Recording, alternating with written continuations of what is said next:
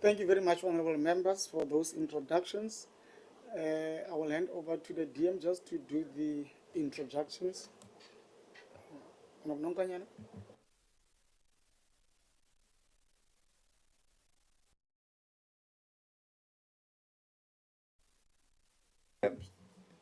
Sorry, Chair. My apology. I thought that the Secretary had been advised, one of our members, I think she did actually convey to me to convey her apology, Honorable Mutubi. I just want to convey that her request to be apologized for attending this meeting today. Sorry, Chair. No, noted, Honorable Nonkanyana. I was coming to the apologies. I just wanted to do the introductions. We're still on item number 1, just opening and welcome and the introductions. So I'll just hand over to the DM to introduce the team, and then we'll handle the apologies. Thank you very much. Over to you, DM. Well, thank you very much, Honorable Chairperson, and a very good afternoon to members of the Portfolio Committee. I am Namani Dixon Masemola, Deputy Minister in the Department of Cooperative, responsible for the DCOC site. We have 2 departments in one. The section that deals with municipalities is called DCOC, and there is the other part of the department which is called Traditional Affairs. So my colleague, Deputy Minister Ngamase, is responsible for the Traditional Affairs part. Now, since it's for the first time that we are meeting with the committee, I will ask the Directors General to introduce themselves so that you can be familiar with their voices as we move forward, so that next time when we come back here, you will be able to know who they are. So I'll ask the 2 Directors General to introduce themselves and the rest of the team on the other side as well. Thank you, Honorable Chairperson.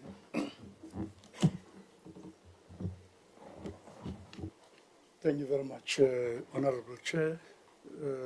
Good afternoon to you and to honorable members of the committee.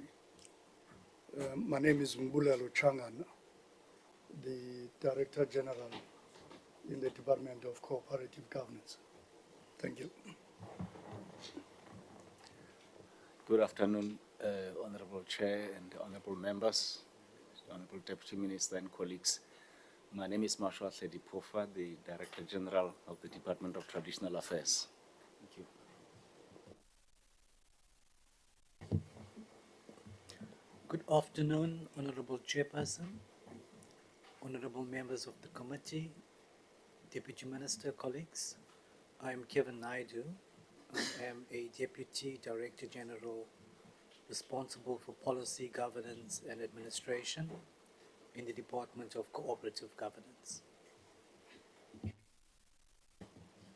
Good afternoon, Honorable Chairperson, honorable members of the Select Committee, Deputy Minister and Director General. My name is Abraham Sitole.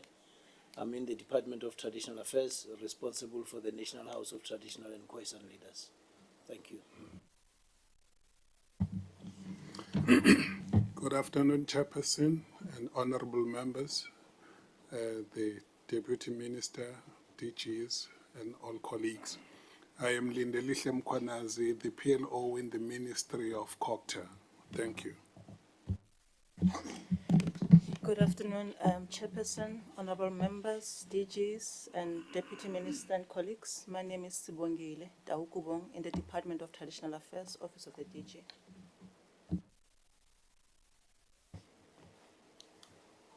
Good afternoon, Chairperson, DM, members of Select Committee, colleagues. My name is Masinu Mukwena, in the Head of Office in the Office of the DM. Thanks. Good afternoon, Chairperson, honorable members, DM, DGs. I'm Tiveri Chipabe, support staff in the Office of the DM. Good afternoon, Chairperson, Deputy Minister, and honorable members. My name is Xolani Kundu. I work in the Office of the Director General, DCOC.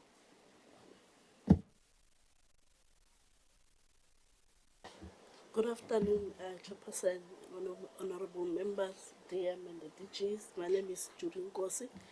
I am from MISA, which is a Municipal Infrastructure Support Agency, which is a government component under the Department of Cooperative Governance. Thank you. Thank you very much, honorable members and the team from COCTA. Thank you for those introductions, DM. We're now going to move to the next item, which deals with apologies. Honorable Noe. Excuse me, Chair. I'm not sure whether this system is functioning because most of the members who were introducing themselves, we couldn't hear them.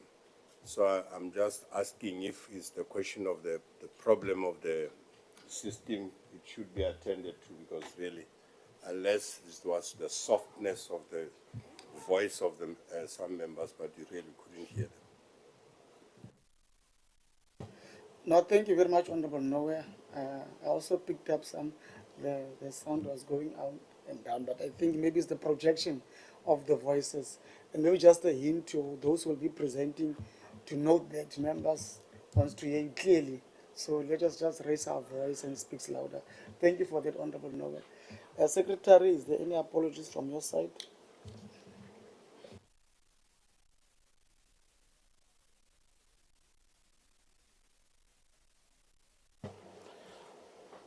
Afternoon, honorable members, and I've not received any apology, Chairperson, beside the Minister of Corporate Governance.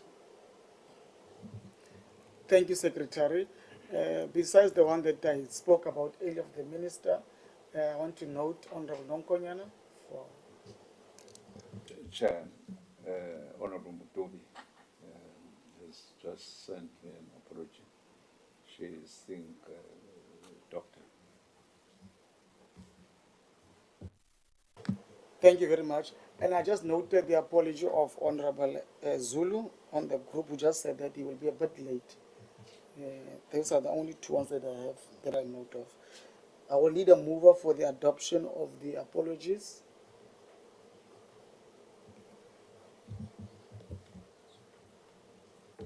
Honorable Sibolechu. For the adoption of the apologies as outlined. Dongo. Thank you. The seconder. Just for clarity, are we not noting the apologies? Yeah, we're noting the apologies. But are we moving for the adoption of apologies? The formal ones that we've received. Any seconder for the move by Honorable Sibolechu?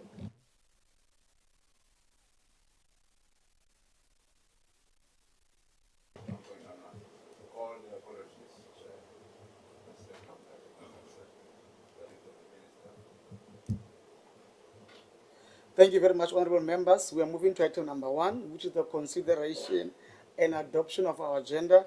We only have one line agenda item, which was supposed to be a briefing from COCTA. The DM is here. This is in relation to the undertakings that was made by the minister when we just started on the 7th Parliament. You'd note that our committee, DM, is also made up of 2 segments. We've got public petitions, which are referred to the head of the NCOP, which is the chair, and then the chairperson of the NCOP will refer them to the committee. Any petitions coming from all South Africans who wants to petition Parliament, this is the committee that will consider petitions in the upper house of Parliament. And our other item deals with executive undertakings. Somebody might ask, Chair, what is the executive undertakings? So whatever undertakings that are made by members of the executive in the plenary of the NCOP, they are referred to this committee. And a number of ministers have made undertakings after we started last year in July, actually in June, July. And this committee must, from time to time, review those undertakings, and particularly to track progress in terms of the interventions that have been made by the member of the executive. And the wonderful thing I like about our committee it cuts across all portfolios. Any government minister who makes an undertaking in the House, those undertakings are referred to this committee. And today we are dealing with the undertakings that were made by the Minister of Cooperative, the Honorable Tlhabisa, on the 16th of July 2024. Members, that is the agenda before us, is the briefing. Then we will have a discussion after the presentations, and we will do the closure at the end. So I will also need a mover and a seconder for the adoption, consideration adoption of the agenda. Thank you very much. Honorable Sibolechwe. Thank you, Chairperson. I move for the adoption of the agenda as it is. Thank you very much. We need a seconder, Honorable Pala.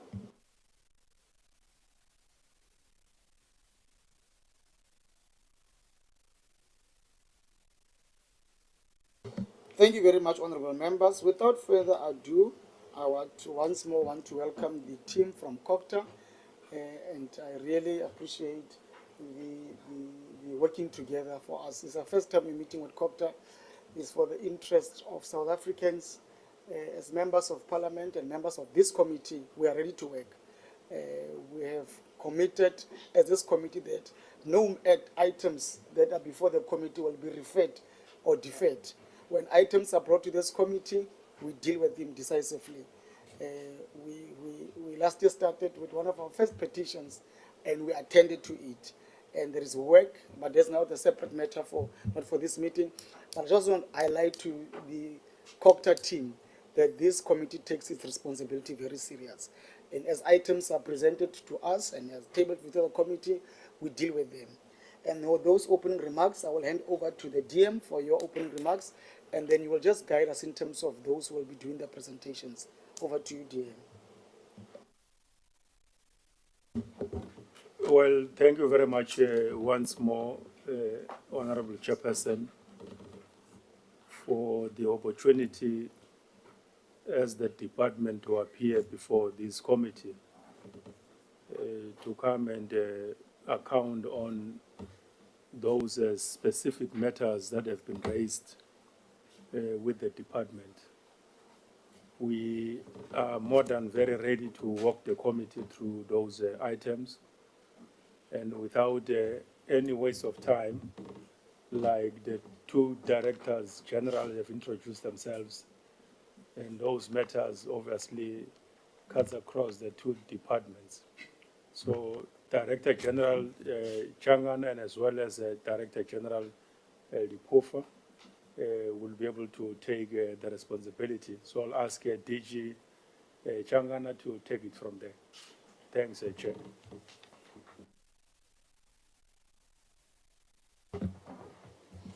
Thank you very much, Honorable Deputy Minister. Thank you very much, Honorable Chair. We have structured our presentation. I'm going to ask Ms. Bisi from MISA to lead us, and she's going to cover the purpose, the background, the summary of the financial recovery plan in the 3 municipalities.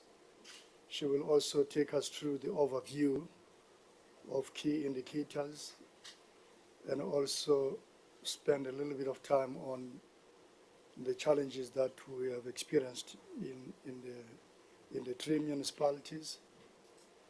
She will also touch on the municipalities that were criminally charged by the Department of Water and Sanitation for polluting the environment, and the necessary support that MESA has packaged to assist those municipalities who were charged by the Department of Water and Sanitation for polluting the environment. And then we'll close with the recommendations.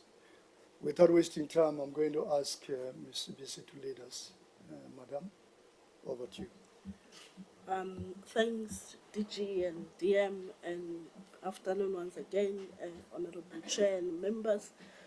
I will be taking you through the progress on the implementation of Section 1397 interventions in the 3 municipalities that have been highlighted there.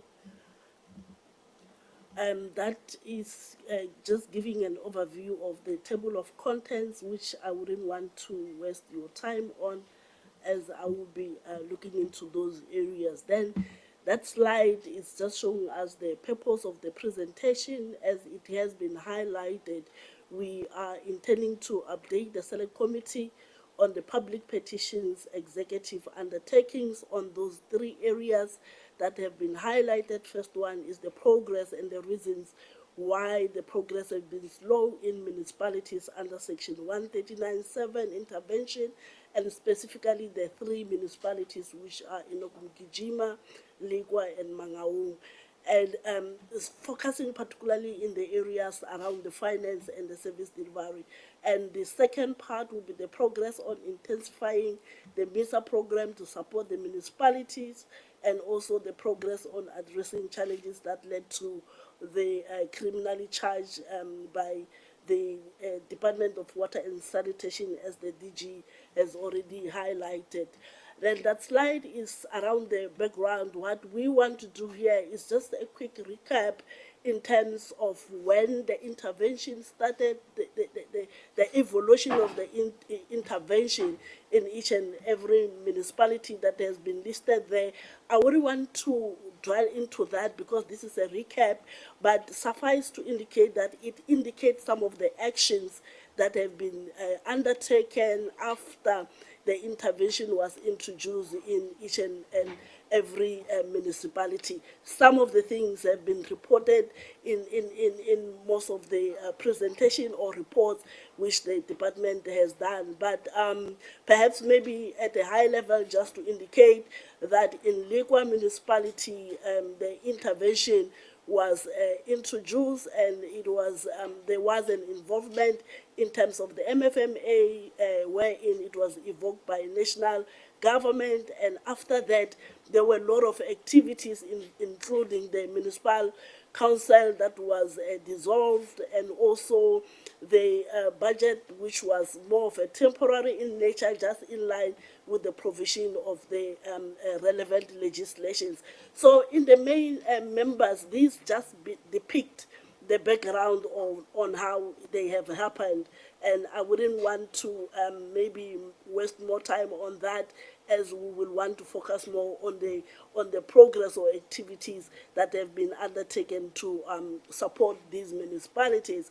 Then also this one is just a continuation of the background in terms of some of the reasons of why the intervention were undertaken, and for the likes of your Ligwa, where there were failures on the number of intervention, and it pushed, or it necessitated that the 139 has to be evoked. So these are the background which I wouldn't want to waste time, and also indicating in terms of that all these municipalities that we're talking about, in the main, they were put under the mandatory financially recovery plans, wherein in the next slides, I will be indicating in terms of how they are doing or how they have performed in terms of implementing the plans.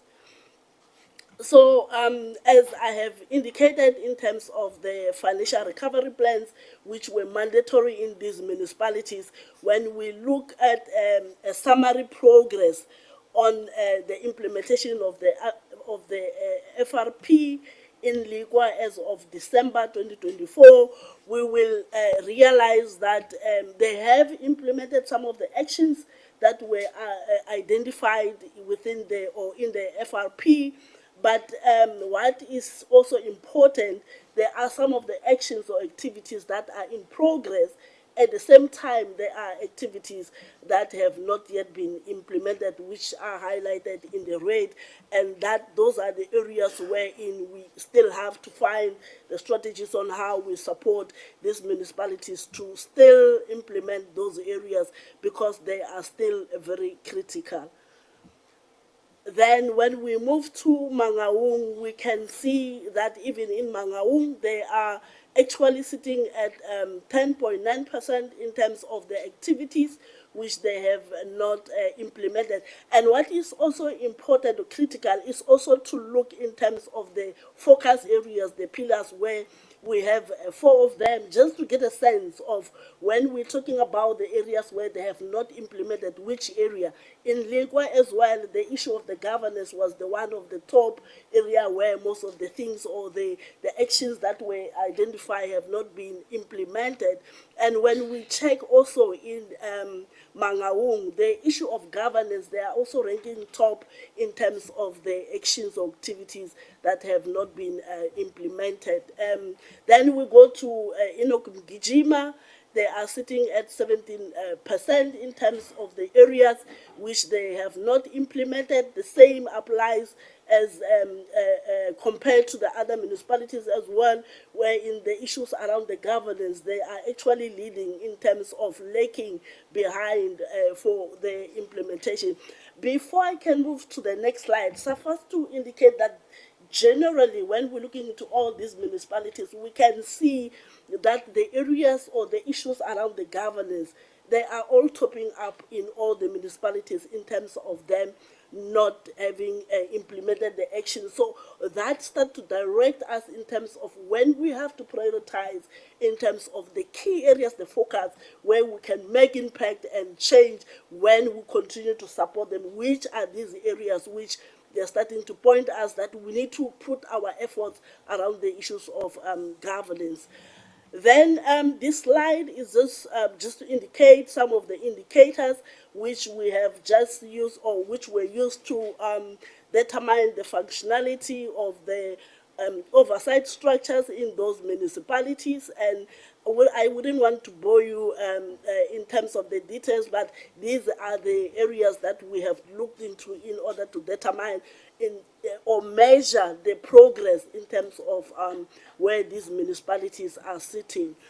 And in terms of the summary of the indicators, looking into the audit outcomes, just very interesting that there have been a lot of support, but when we look into some of these municipalities, they have been very constant. There have been change in terms of how they are performing with regard to audit outcomes. Of course, there is one specific municipality which is Ligwa, wherein they have shown some improvement in the year 2022-23, but otherwise, when we look at Mangaung, they actually regressed in the 21-22 financial year, and also then moved into that qualified audit since that particular year. So there haven't been much movement in terms of them improving or rather regressing. They're still sitting at that point in time. And this, when we look into the previous slide, it just correlates very well in terms of the type of support and interventions that were put in Ligwa. So when we look in terms of the activities, it just shows us there were a lot of efforts and a lot of intervention and support by different stakeholders that were put in Ligwa. And we are not surprised when we see that they have actually improved in terms of their audit outcomes, wherein they have now moved to qualified audit, which is much an improvement. So it is showing that there are some lessons that we can also learn from some of the interventions that has happened or we instituted in Ligwa, so that we can apply in the other municipalities if we want to see the change. This slide generally shows how these municipalities are doing in terms of your expenditure or performance as it relates to your infrastructure grant, mainly your MIG when we're talking about the local municipalities, and also your USDG when we are talking to the metros, because the two types of municipalities receive different kinds of the names are different, though the intention is for them to look into the issues around the infrastructure. Interesting enough is that when we look from over the years, starting from 2021-22 up to 23-24, there is a significant increase in terms of how these municipalities have performed in terms of the MIG and the USDG. I mean, in 2021, the the situation was very dire and very disheartening when you look, for example, from Ligwa, wherein the expenditure was sitting at 38%, and when we look where they are sitting now, they are sitting at 100% in terms of the performance for 2023-24. And for me, that is also a backing in terms of how they have improved in terms of the audit. So there is that correlation in terms of the data that we are getting from these municipalities. And this slide, just an overview of key indicators. Key indicators in the sense that we're looking into the debt that the municipalities are owing to ESCOM, and also the water board debt. And there, just to we can see, and this is the narrative that we are all aware, or we have heard about it, or we have seen it as well, that ESCOM debt or electricity debt has always been soaring high as compared to the debt that is related to water board. And there, in terms of the notes, we are just highlighting some of the progress that have been made to resolve some of the disputes. We must say that as it relates to the water and sanitation, there have been some significant, or rather inroads, in terms of the engagements and getting into a common agreement on how to deal with that debt.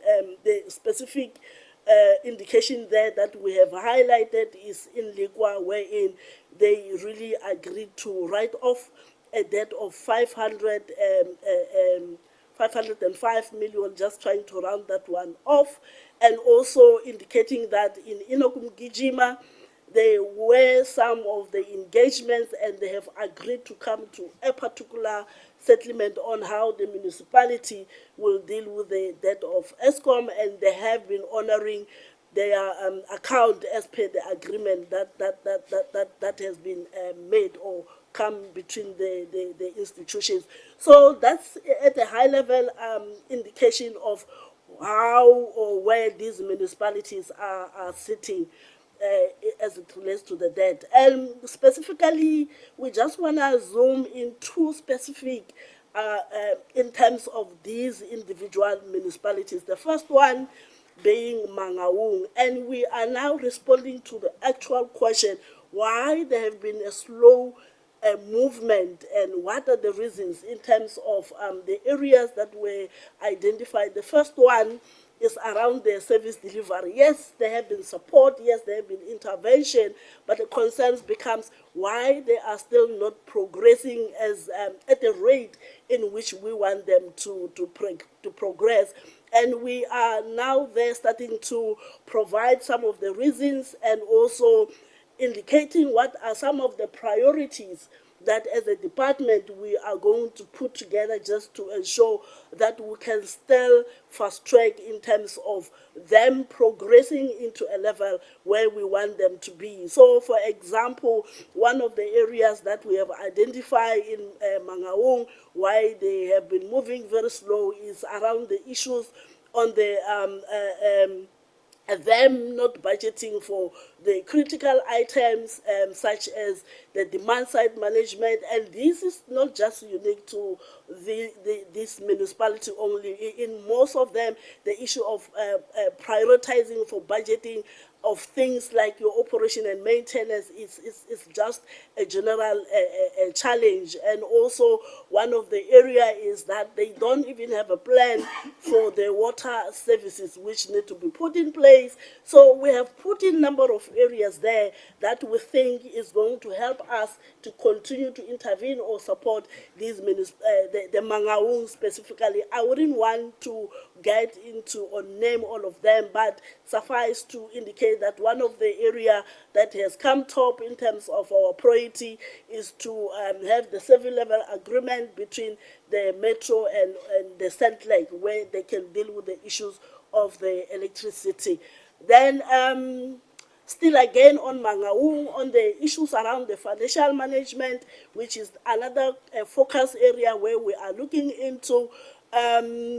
We have also indicated there the reasons why the municipality has not been moving at a rate in which we want them to move, and also put in the priorities which include assisting the municipality, for example, to come up with the cost-reflective tariff, which in the main will help them to ensure that the tariffs which they are charging for the service which they are providing, it is reflective enough. It takes into consideration all the operations which as a municipality they are supposed to be doing, and to ensure that at the end of the day they can recoup what is due to them in terms of the profit which is allowed in terms of the legislations. So these are some of the areas or the plans that we want to put in place. We're working together with the municipality. Then specifically to Liqua, looking into the financial management, like I have indicated before, that since there was an intervention, there have been a lot of support, and we have seen most of the stakeholders coming on board and also supporting the initiative. And these are some of the examples wherein we can see the issue of working together holistically as different departments and different spheres, how it can yield results or make impact when we are doing the interventions. And some of the areas where, yes, they have improved, but we still want them to get into that level where we can say they are now operating excellently. And some of the issues that we have identified as some of the key things which can take them to be at the top level, which we have seen some gaps, is the issues around the cash cost coverage ratio. It remains below than the norm, as National Treasury will always advise as to what will be the ratio for different types of municipalities, and also issues around the budget funding plan for the implementation, which is still missing. So we have also identified the areas where we want to support them on or work together with them, including, amongst others, the issue around the revenue management value chain, wherein if they can get it right, they will be able to improve their finances as the municipality. Then the other part, the service delivery, as I have indicated in the previous slides, when we're looking into the expenditure or the performance, that they have really improved in terms of spending, where they are sitting at the 100%. So irrespective of this spending, one area that we have still which we have identified that is still a challenge to a certain extent, issues around the backlog of service delivery in the space, and we have put in some of the priorities that we will be working together with them. Then the next municipality is Inokmgijima.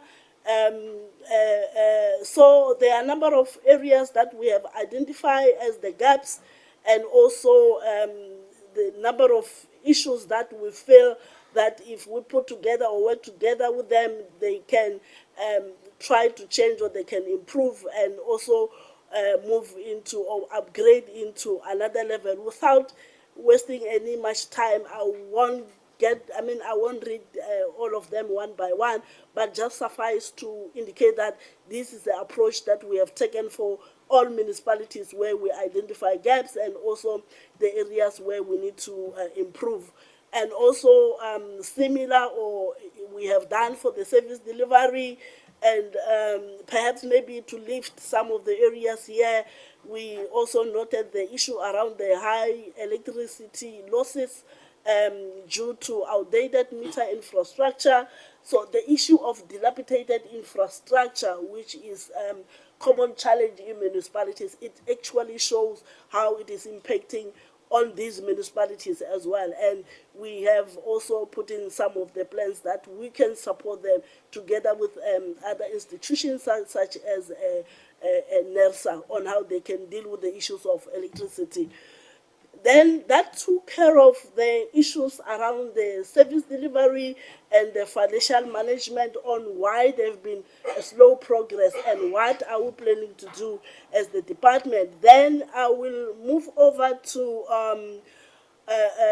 projecting the support that we have provided to municipalities that were criminally charged by the DWS, and also including the intensifying of the support by MISA. My apologies. So this slide just indicate the municipal performance turnaround strategy on plain water and sanitation. So the question may be asked, why only water and sanitation? And this is because we're responding directly to the municipalities, or rather supporting municipalities that were criminally charged by the DWS. So after they have done that, there was a plan by the department wherein we put in some turnaround strategy on how we are going to support them so that they don't sit in that situation, but we can help them to improve. So in the main, this is a overall list of municipalities that were criminally charged. So it is not unique, or is not necessarily linked to the 3 municipalities that we are putting on. But we also want to demonstrate that from this list, we still have some, like I have seen is it liquor that is part of the list that has been criminally charged, in terms of the 3 that we are talking about, that we are reporting on. So this is the overall municipalities that were charged, and our support is looking into holistic all of these ones. And then what are some of the tangible interventions or support that we have put in place to ensure that we can support these municipalities? And one area what we have done is to ensure that we do implement what we call MIG Schedule 6B in the likes of Utukela and Mfuleni. 6B meaning that the money that was going to be allocated to municipalities is now diverted and be allocated, or rather the national government implement on behalf of the municipalities, because there's an indication that there was a failure in a municipality. And also for the 2024-25 financial year, there are some other municipalities that have been identified in order to extend or to expand the support on the Schedule 6B.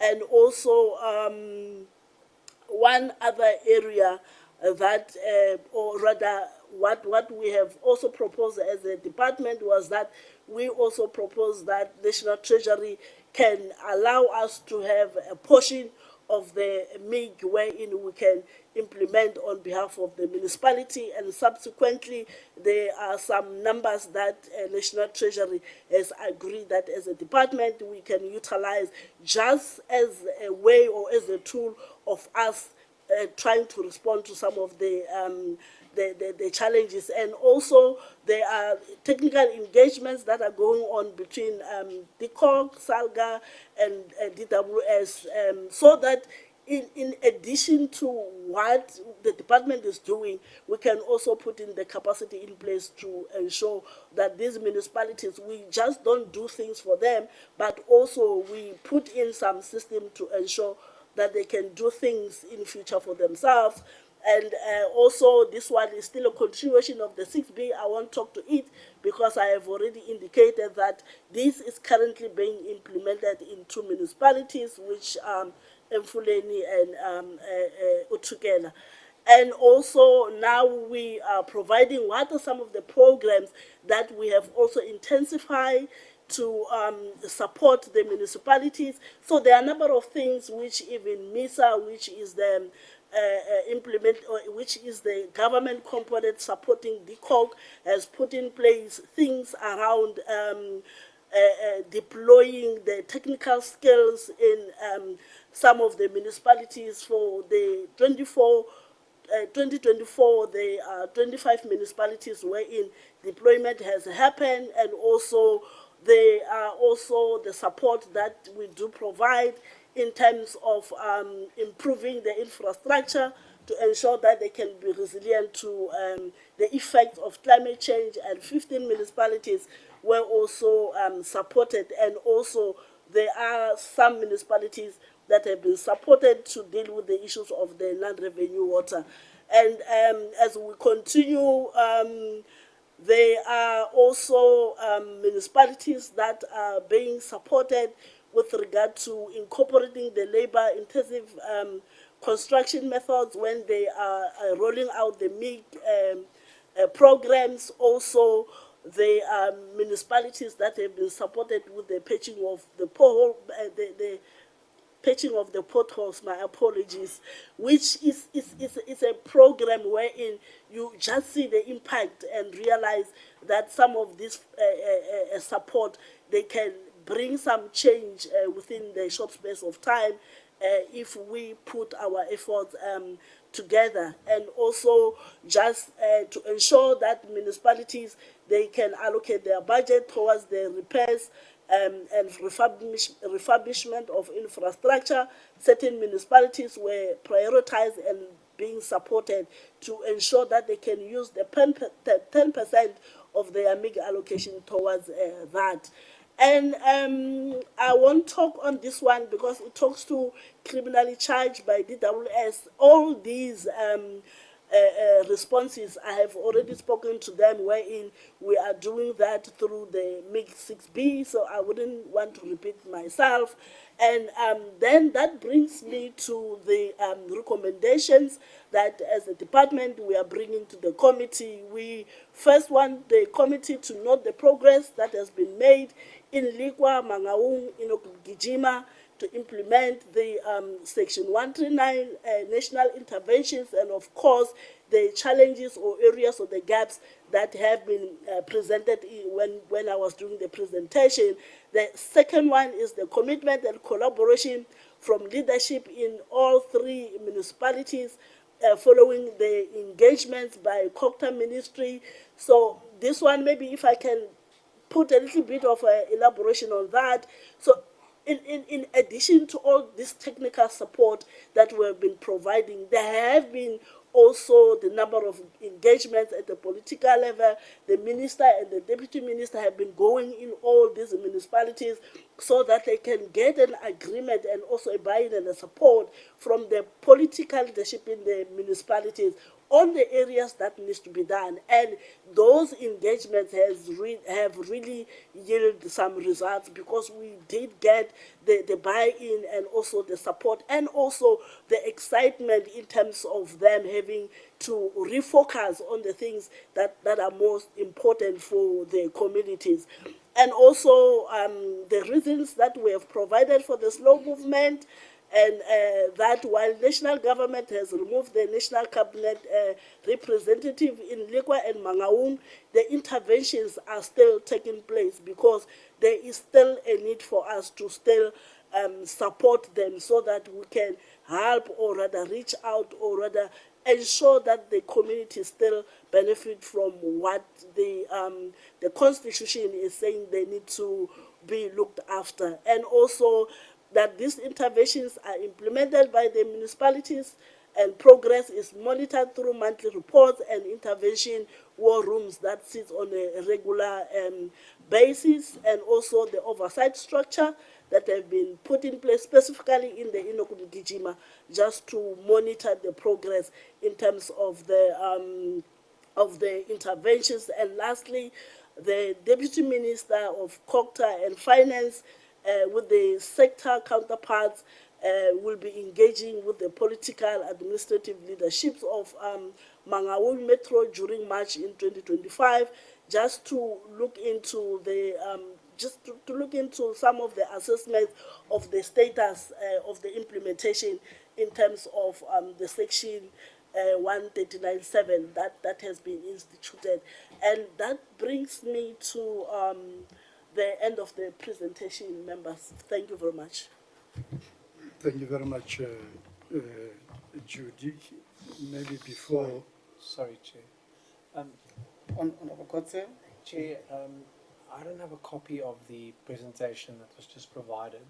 If there is a possibility of maybe getting or sending a copy to the members before we get to the questions section.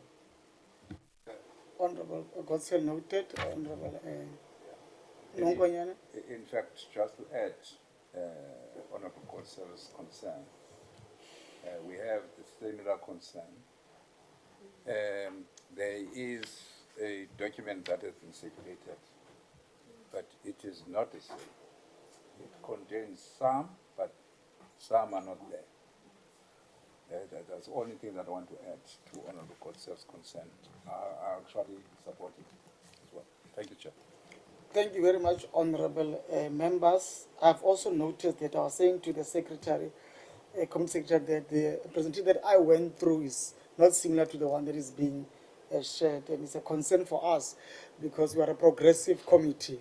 We go through our documents before we come to a meeting, and such incidents, they really don't sit well with members. I hope it's not going to happen again. But can we just get DG and DM and the team, maybe just to get indication that we receive this copy whilst we are still going through it and in this meeting, and it be distributed to members. Our administrator here is Mr. Mkize, so if your officials can assist us to get to him so they can distribute to members before we go to the second presentations. DG? Thank you very much, Chair. Let me start on that point before I go back to amplify some of the points that were presented by Judy. I'm going to ask Mr. Kundu and Mr. Mkwanazi to assist us with the presentation so that it can be circulated. Now, I guess what we can do quickly is to get it circulated electronically because printing copies is going to take time because we do have an electronic version. I think what has happened is that there was a miscommunication between our parliamentary team and the administrators in managing the circulation of the documents because the department does quality assurance on any document that comes to Parliament. The presentation, the PowerPoint presentation, was not circulated. It was only circulated late. The Word document was circulated, and I think we will correct that going forward. Chairperson, I wanted to amplify slide number 9 and slide number 10, and then end up with slide number 24. If we can go to that slide, Julie, before you take out the presentation. If you look at slide number 9, we'll project it now. Slide number 9 talks to the oversight committees in the municipality. The oversight committees like MPEC, Audit Committee, Section 79 or Section 80 committees. It talks to MACO, it talks to the council, and it says there's stability in the council. It says there's stability in MACO, all of them. Then it says there's functionality in the Section 79 or Section 80 committees. And it says MPEC is functioning. MPEC is more like your scoper of municipalities. And it says the audit committee is functioning very well. And then you may ask a question, if the audit committee is functioning very well, why are they getting a qualification? They're not coming out of the qualification zone. Then it says the disciplinary board is functioning very well, and you need that board so as to deal with consequence management, because if there are misconducts in the management of the finances of the council, the auditors are not going to condone the misconducts without consequence management. Then it tells us that there is the council is functioning very well. But if you move to slide number 10, it says there is a problem with the audit. There is a problem in managing the post-audit action plans of municipalities. Remember, if you're not getting out of the audit zone, it simply means that you are not implementing the post-audit action plans that the AG has asked you to implement.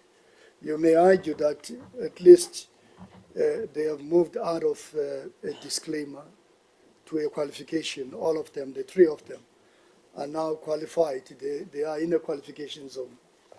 But that should not be celebrated because it still tells us that the finances of those municipalities, the three of them, are not in good shape. Because what carries more weight in the audit outcome, it is the financial statements. So who are the managers? It's the administrators who are responsible for audit. So as much as there is stability in the council and the council is functioning well, what it tells us is that there are still problems in the administration.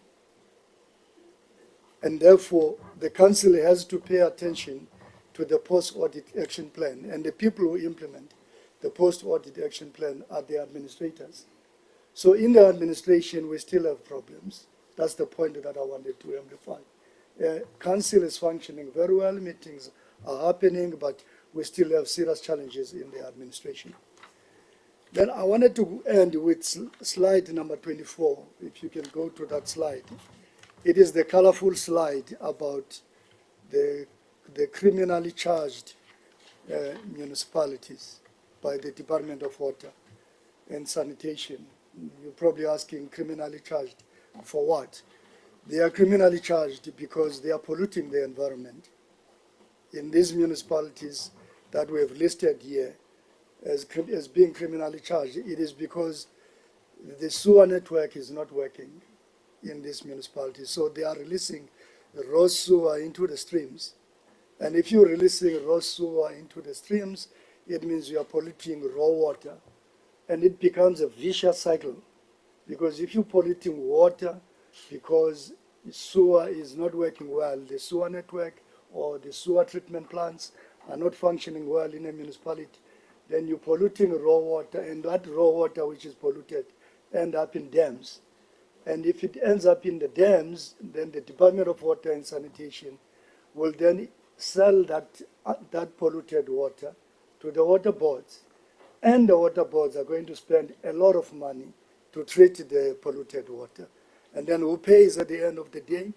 It is the citizens of the municipalities for the amount of money that we spend to treat water that is polluted. So it becomes a vicious cycle in the sense that municipalities are spending a lot of money to buy treated water from the water boards. They in turn have to increase the tariff in order to cover the money that they are spending on treated water. Now, if you look at that slide, can you go to 24? 24 is the one. Just if you move forward, just go back. Next, up, yeah, this one. If you can put it on slideshow, I don't know if you can put it on slideshow there. You see, you've got the red and you've got the amber or yellow. The yellow one, it simply tells us that those are municipalities that have implemented the corrective measures. The Water Department, the Department of Water and Sanitation, write to all these municipalities who are criminally charged and give them timelines to implement corrective action plans. The CAP that is written there and the NCAP simply means that the red ones are those that have no corrective action plans. The ones that are amber are the ones that have implemented, or yellow are the ones that have implemented corrective action plans. I think Judy touched a little bit on the blue drop, that is drinkable water, that is the status of drinkable water. If you look at that report by the Department of Water and Sanitation, it tells you in no ambiguous terms which municipalities where you cannot trust water from the tap. That's what it does. It tells you which municipalities where sewer is not treated, where municipalities have not done well in terms of treating the sewer. It tells you as well which municipalities have high leakages of water. The no-drop report talks to leakages, and they have said it in percentage terms. For instance, eThekwini had 57% of non-revenue water, which are the leaks. They have dropped it now to 53%. DBSA has intervened to assist them to deal with the leaks. Mfuleni had 72% non-revenue water, which is very high by any standards. And this is water that is purchased from the water board, treated water that they have spent money on but lost along the way because of aging infrastructure. So I thought that, Chair, it's important to amplify that point before we hand over to the Deputy Minister. DM, thank you very much.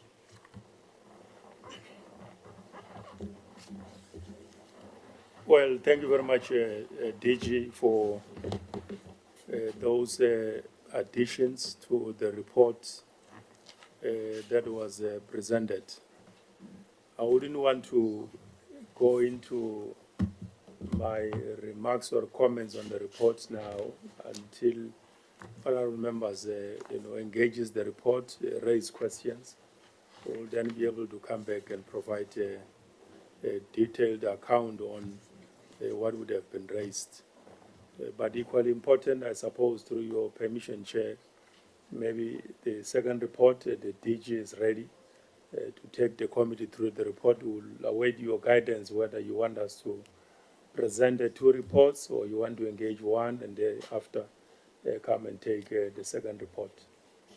Thank you very much, Honorable Chair. Thank you very much, DG and the team. DM, DG, use them interchangeably.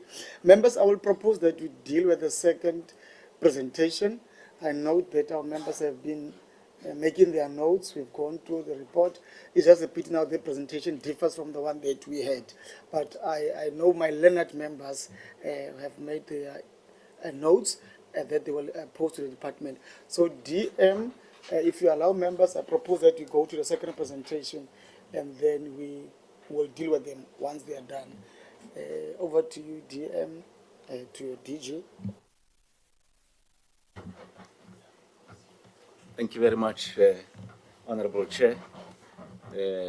As they are putting the presentation in slide mode,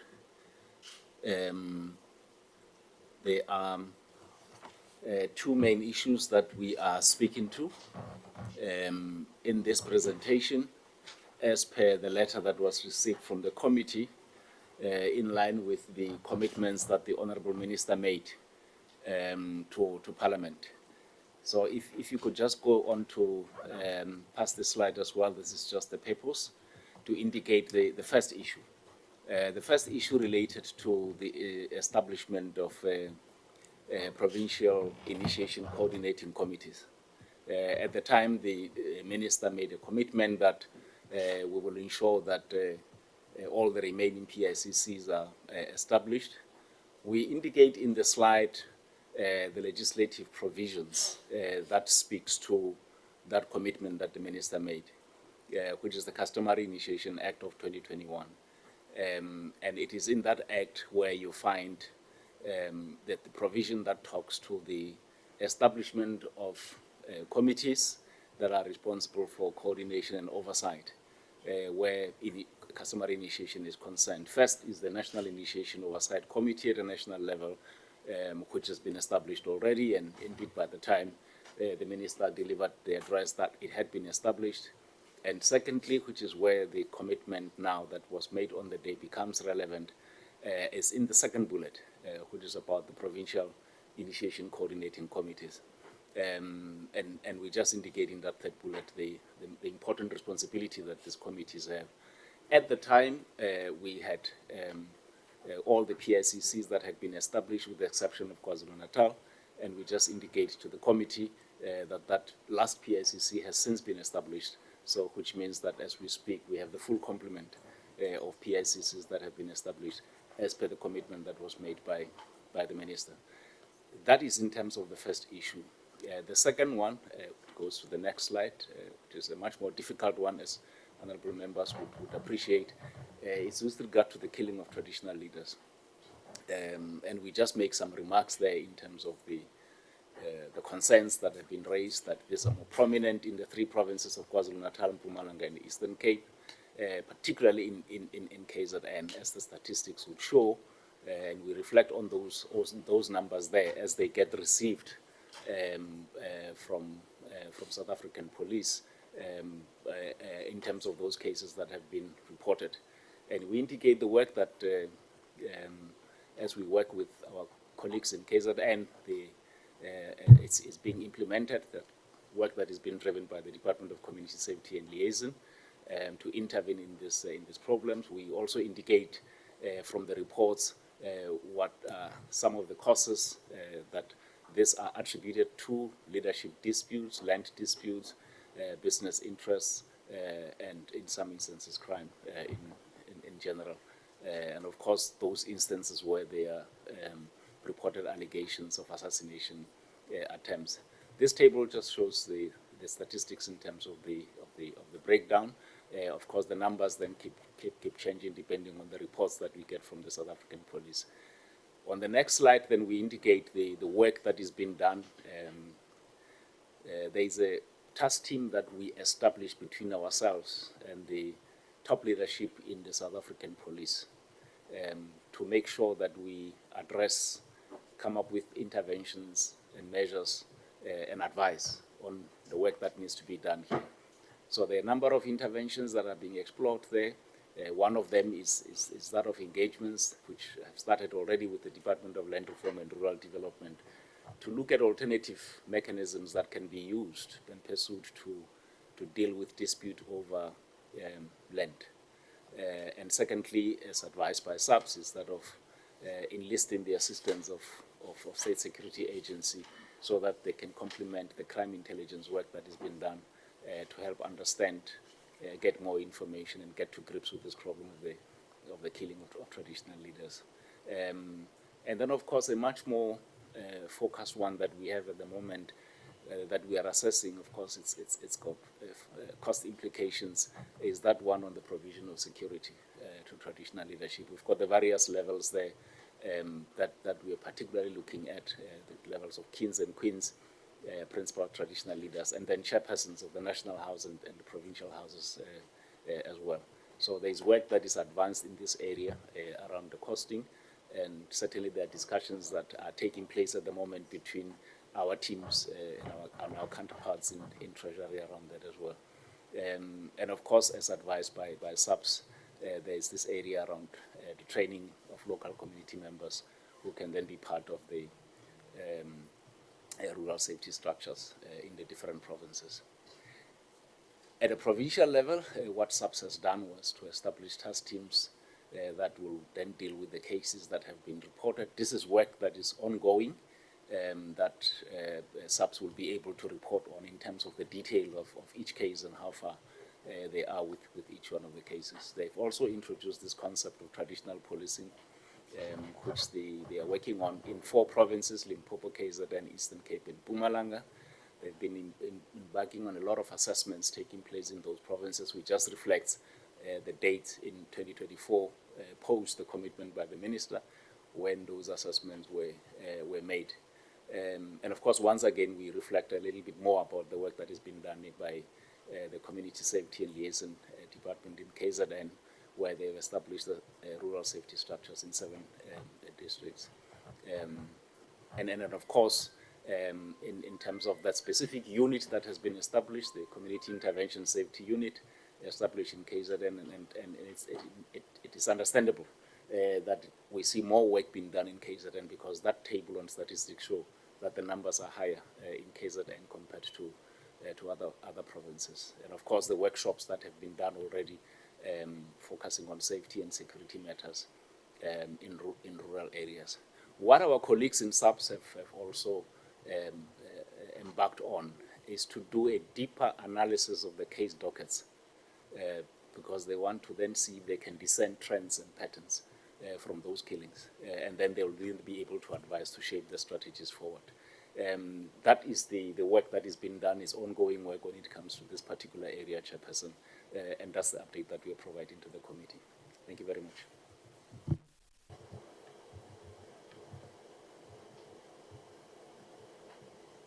Thank you very much, DG, for that sweet and straight to the point presentation. it's enlightening to us as a committee to get the progress in terms of work that has been done in provinces. Honourable members, these are the two presentations from the two departments in COCTA. One dealing with traditional affairs, as the DG for traditional affairs have highlighted, and the other one dealing with the interventions of COCTA in the local government sphere. And I noted on a separate document that there is a number of interventions of this nature across a lot of municipalities. But I think for the purpose of this meeting, we're focusing on those three municipalities. And I think there's something members that we know we always raise when we're having deliberations, particularly in terms of support and interventions to local municipalities, that in most cases we run to 139 where we want to dissolve council. But this was a refreshing one to know that there is work that has been done by COCTA National in terms of assisting municipalities, particularly when it comes to financial management and making sure that municipalities perform their responsibilities. 1397, that is what we were dealing with this afternoon. Honourable members, I will give over to you to engage the two presentations that you've received. The team is here. Let us engage the COCTA team. I will note hands that will Honourable Godsell, Honourable Billy, Honourable Siboletswe, and the new member, Machobeni. I must just say that we've received the ATC. You are a full member of this committee. Thank you very much. Welcome. Now I can officially welcome you to this committee, Honourable Mchobeni. We work closely and nicely with Honourable Mcinga, and I trust and believe that you will also work closely and in a collaborative effort with you. And welcome to the Committee on Petitions and Executive Undertakings. Honourable Mchobeni, and then Honourable Gerike, and Honourable Noe, Honourable Pala, and we will end with Honourable Nonkonyana. We'll start with you, Honourable Godsell. Over to you. Thank you, Chair, and thank you very much for the comprehensive presentations. And I was quite grateful also for the explanation by the DG, but I still have a few questions. And maybe just as a starting point, if we look at section 139.7, the wording is, if a provincial executive cannot or does not adequately exercise the powers or perform the functions referred to in subsection 4 or 5, then the national executive must intervene. So my first question is, and perhaps to the DG, is what are the backgrounds to these three interventions? Was it necessary for the national executive to intervene? And why was there no intervention by the provinces? And if there were no interventions, what are the consequences if a provincial government fails to intervene? And the reason why I'm asking this is, if we look, and I haven't had a lot of time now to go back on the slides, but if we look at Lekwa municipality, since 2018, I think, yes, since 2018, it was clear that things were going horribly wrong there. And then your background summary says that there was a failure of a number of discretionary interventions, which led to the invocation of the mandatory provincial intervention. And then when this failed, the High Court application by civic society groups was granted, and then only national government intervened. Now, surely here it shouldn't be, number one, for civic society to go to court to force an intervention. So why did it take so long to get there? what are the consequences? Because if you had been able to intervene as early as 2018, you would have spared 3 years of wasted money. And then if we go to the slide for Lekwa, for instance, we will look at the column that says how many of the interventions were completed or are in progress. And I mean, very few, I think in most of them, it's under 50% of the interventions are completed. And then, in fact, if we look at Mangahung and we look at Enoch and Kojima, there are some interventions that haven't even commenced. So all of that, of course, then is in one question. My other question relates to the administrators. Who appoints these administrators? And who holds them to account? Who monitors them? Who makes sure that they're doing their work? The one slide that you produced also showed that there are in... Sorry, I'm just trying to find it. I think it was also in Lekwa. They were, in fact... Sorry, let me just find it here.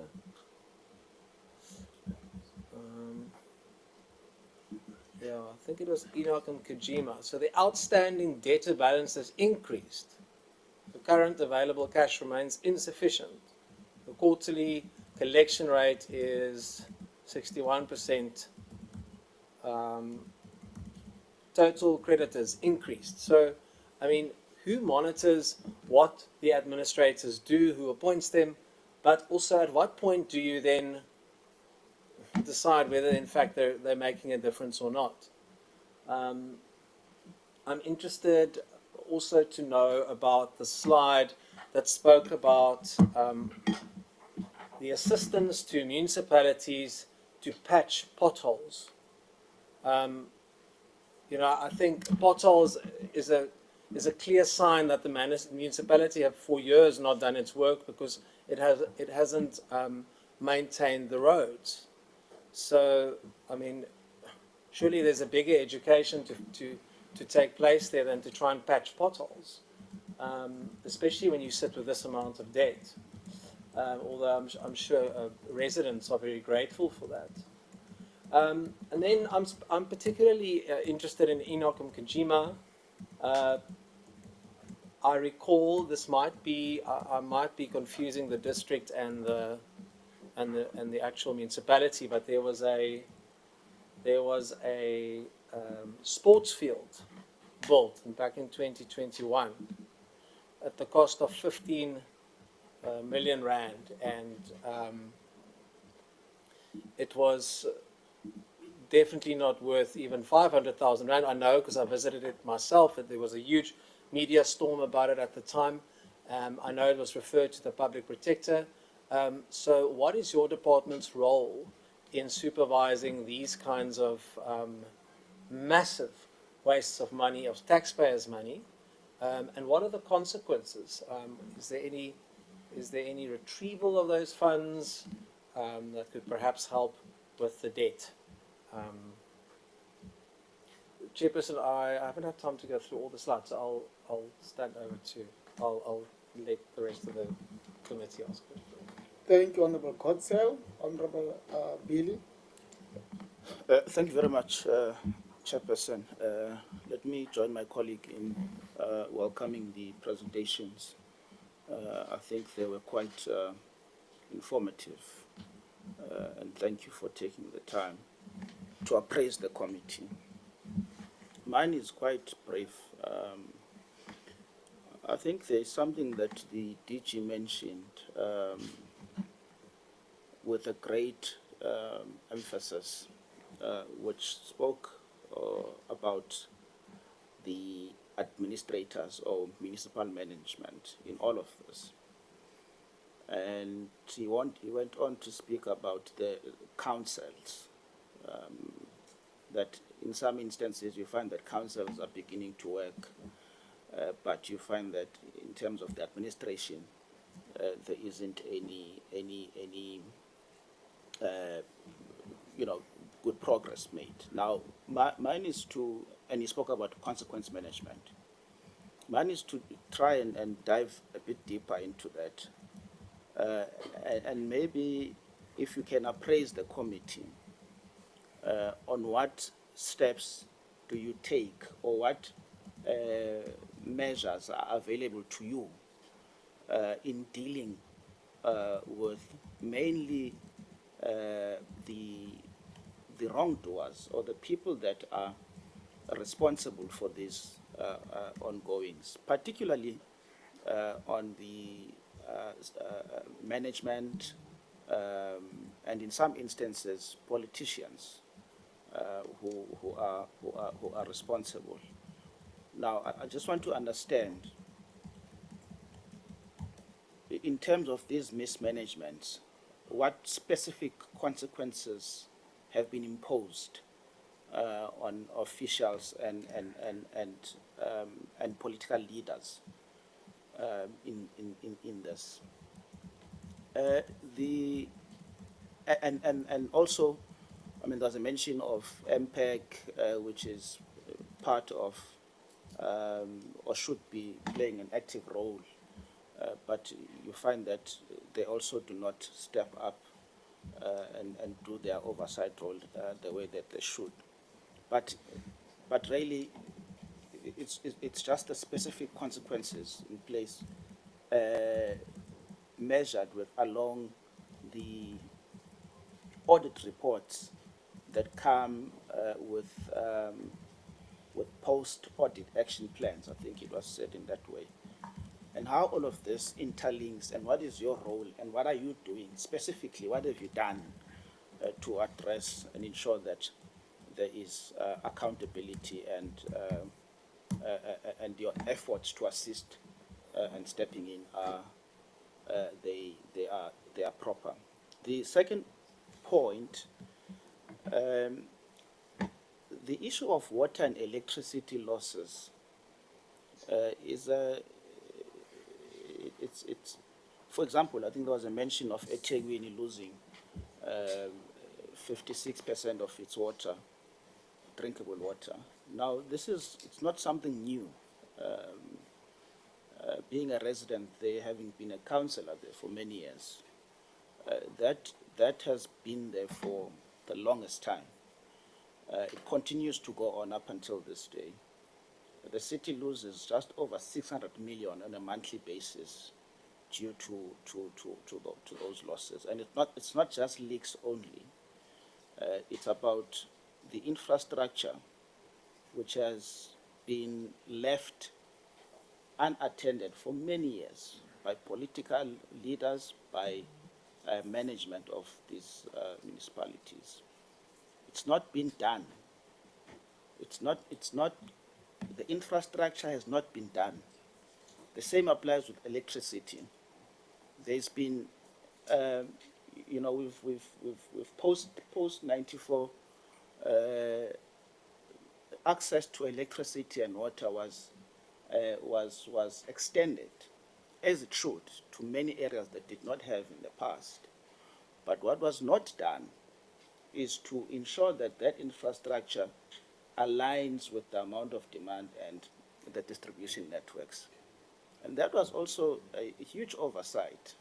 And I think we need to begin to hold people accountable. We need to begin to ensure that there is consequences when these issues are not being dealt with. I think for the department, it's very important that you have sight of, especially future-proofing.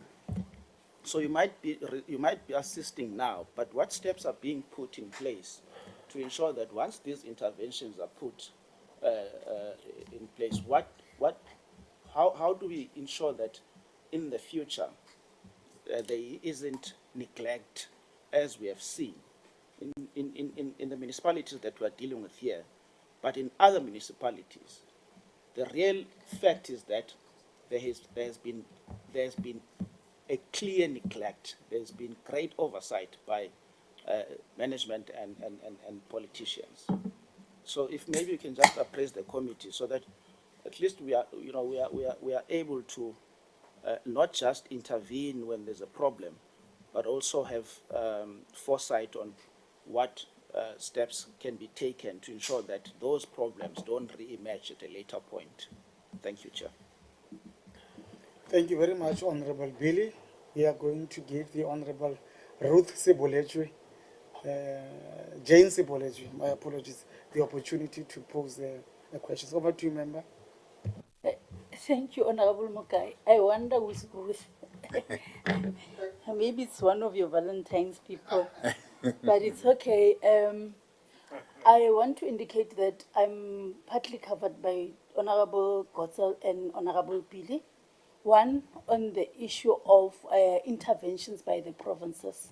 Because with my understanding, as national, we are the last arbiter to intervene on such issues. So perhaps if it's those issues need proper detail, they can write to us to say this is what has happened when by the provinces, and then they failed, and that's when this thing were escalated to us as the national office, which is one.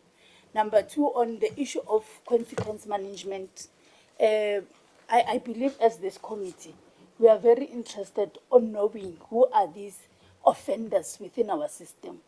Because the presenter was indicating that in all these municipalities, there's an issue in terms of lack of governance. And I'm as well covered by the DG to indicate, to say slide 7 and 8, if you check them, they don't speak to what we got as the report in terms of your audit outcome and so on. So it's worrisome. I remember Honorable former Nkosazana and this had once said there's a need of the audit outcome that speaks to service delivery. So where we are seated, the audit outcome and the issues that we are seated here with, it shows that there's no, you can't marry them as a progress or something that is good, that is happening. So can they give us details in terms of the bigger picture on what has been happening financially, as Honorable Billy could have said, different departments, more especially SCM, what is happening there? I'm very worried that we get a presentation that indicates that in terms of oversight structures, everything is stable. But you get this municipality being where they are, it's very worrisome. So perhaps, DG, my question then becomes to say to you, as people who are dealing with this issue, when you got that report that everything is stable on that part of structure that seeks to do oversight, did you ask this deliberate question? Because it's deliberate and it's intentional in a sense that you want to get sense that why this picture is smart, but it doesn't yield the results that it's supposed to in terms of cooperative governance and good governance in the institution. So I think if there are issues that they need to give us, they must just write to us, as we normally give people days to give us a flash on whatever that they have presented. And I want to as well applaud the department for responding to the undertakings. I think members here, they are not disputing the fact that as a department you did your work. But they are saying with the work that you have done, we are missing 1, 2, 3. So that as members of parliament, given authority to do oversight, more especially on these undertakings, we are able to mark green or red and say this is your report as the department. So there's a need that we get the full details on issues. The presenter said as well, they are anticipating to sign the service level agreement. So can you give us time frames to say when is that plan due, or in other municipalities you have done them? It will be good for us as well to know which are those particular municipalities that you are already in process in terms of dealing with these issues. Yeah, then, yeah. I'm just worried about what we see, the picture and everything. So can we just get details?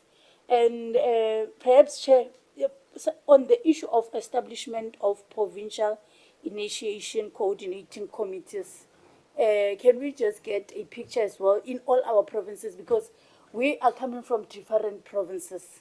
So when we are here, we are championing the interest of our provinces. So it will be nice if one would want to know from Gauteng, even though we know that the initiation issue is not that, one of the priorities that we normally see happening in Gauteng, but it will be nice to know if that particular committee is there and if it has been established as well by the premier as supposed to, so that our premiers, as we go for constituency work, they are able to account on such issues, and it has been brought to our committee.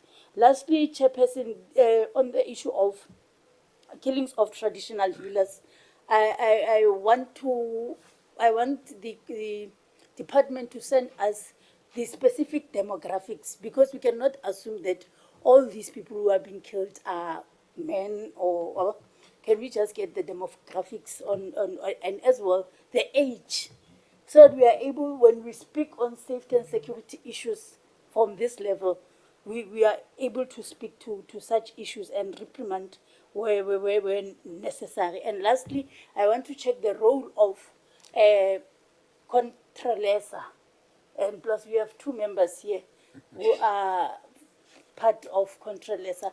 Just an indication on that part of the entity. What is their role as leaders there, or this is an internal committee that has to deal with these issues? I thank you, Chairperson. Thank you very much, Honorable Jane Siboletswe. I got it right this time around, yes. Mananiso. Can I move to Honorable Machobeni? Yes, sir. Welcome. Over to you, member. Oh, thank you, Chair. Let me welcome the presentation. Chair, I don't want to exhaust the issue of interventions, because latter speakers have covered me under what was the background and consequences of intervention. So my question, there was a slide on the, mentioned 20, you've mentioned 22 municipalities that are supported to implement USPLUMA. Where I'm sitting, traditional leaders, even the councillors, they don't understand USPLUMA. So that is why I do have interest of those municipalities. Who are those municipalities? Because it needs attention, that thing of SPLUMA. They don't understand if this land is for agriculture or this land is for business. That is why I do have a concern of those municipalities. Who are they? And also under this intervention, to these municipalities that we as we do intervention to these municipalities, do we follow those? Do we follow them as they are doing their plan and also their budgeting? Do we do a follow-up of the intervention that we've done to them? They are doing their plan now. They are doing budgeting correctly.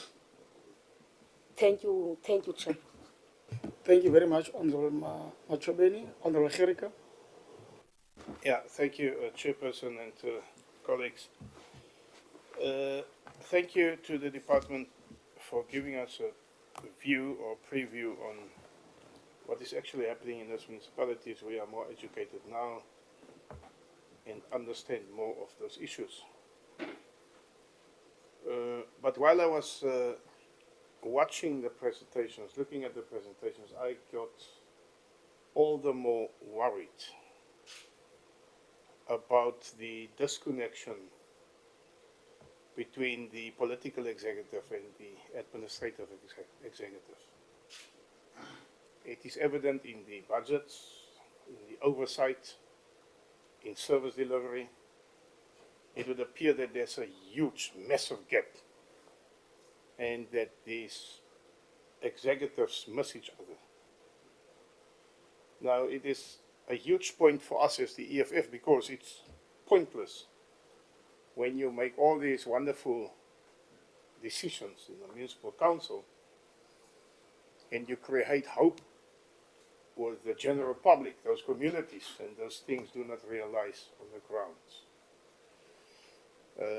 Unfortunately, we have to speak to the empirical politics to this. You cannot just go on the academics, create hope and flare hope up, and people really don't see the difference on the ground. It's a worrying factor, huge, massive worrying factor. Now,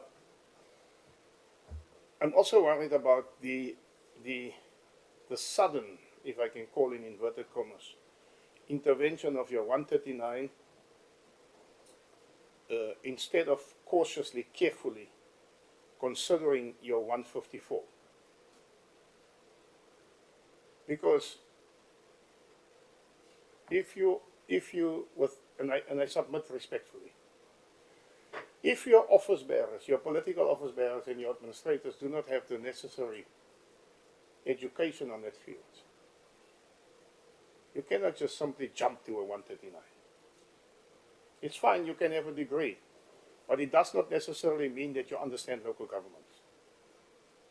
And therefore people need to be ushered in. And I'm not justifying corruption and maladministration. I'm saying you cannot just throw people in the deep end and expect the results in the first year.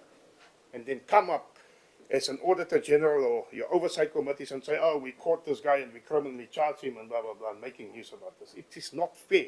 Not in the context of South Africa. It may be fair in the context of a Western world where people are educated, in inverted commas, and where they have an advantage, but not in our country. So it brings us to this point, Deputy Minister, that I submit that we must have a deeper look into the entire system, into the overall of the entire system, to see how do we implement oversight, how do we make use of our existing committees, and are people adequately qualified? Do they understand what they are doing on those oversight? Those oversight committees are powerful oversight committees, like your MPACs and your audit committees and so on. But if those individuals are politically connected, I mean, it's a futile exercise. If they are politically connected to cover up. Now, and I say this because it doesn't make sense that, for instance, here in one municipality, you have recovered 30 million rand of debt, but you write off 19 million rand. It automatically sparks a question: what is the debt collection policies in that municipality? Why do you write off 19 million rand? I mean, it's much needed revenue. What does the debt collection policy say about bringing debt in, and what are the circumstances of writing off the debt? I know, as I speak here, of a municipality that has written off 30 million rand of service fee money from a wealthy businessman, and without giving any reasons to the general public. So we cannot just conceal those type of things and say, okay, because it has been through council, it's been approved and so on, and now we sit back and we say it's fine, everything is fine. We must understand why monies have been written off, what steps have been taken, and what measures have been invoked to recoup that type of money. Chairperson, the financial management is also a huge problem, because if you say that here at one instance, and I'm not going to waste time, one instance it is said that people did not budget adequately. Now, I mean, you have the budget here, you have 100 million rand, for instance. You must then prioritize according to the needs, the basic and the essential services. There cannot be a situation where it is said that that the council or the administration did not budget adequately. It cannot work.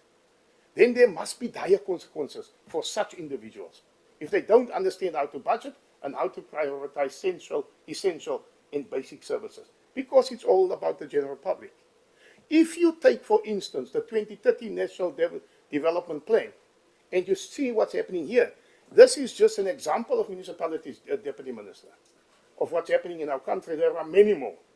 If you take what we see here versus the 2020 National Development Plan, we are far, far, far, very far away. from eradicating poverty and eradicating inequality. And this is about the programs that we must have. We cannot just stay afloat, keeping the water on and keeping the electricity on, and there's no development in our communities. Then we could have stayed under the apartheid white government, if this is the case. If we're just keeping each other on the go, on the move, and putting on the switches every morning. If there's no developmental plan, South Africa will get nowhere. And therefore we must invoke measures, strategies to get it right. And I'm leaving this question, Chairperson, with the administration, with the department, to say, yes, I understand, most probably the answer will be, but we have SALGA to train councillors. Yes, we have SALGA, but those are basic, elementary courses that SALGA offers. It's nothing deep. Now, there's another argument, and I close with this argument, Chair, that they will say, oh, but you can't take these people deeper because they are not educated, they don't have a trick, and they don't have it. And I say this respectfully, because many councillors come to council because they can mobilize on the ground, and they mobilize masses, they bring them, but they are not educated. So, but you cannot punish them because they're not educated. You must work out a program to uplift them, to educate them, and to bring them in so that they can be equally effective in their council where they serve. And I'm curious to know, because I know there are many courses on the market for councillors, for executives, even for administrators, that can assist them to fulfill their duties effectively and efficiently. How do we merge it with the basic courses that SALGA is presenting, and what can the department do to strengthen the learning capabilities of people in positions of power? Thank you, Chairperson. Thank you, Honorable Girika. I'm going to hand over to Honorable Noe.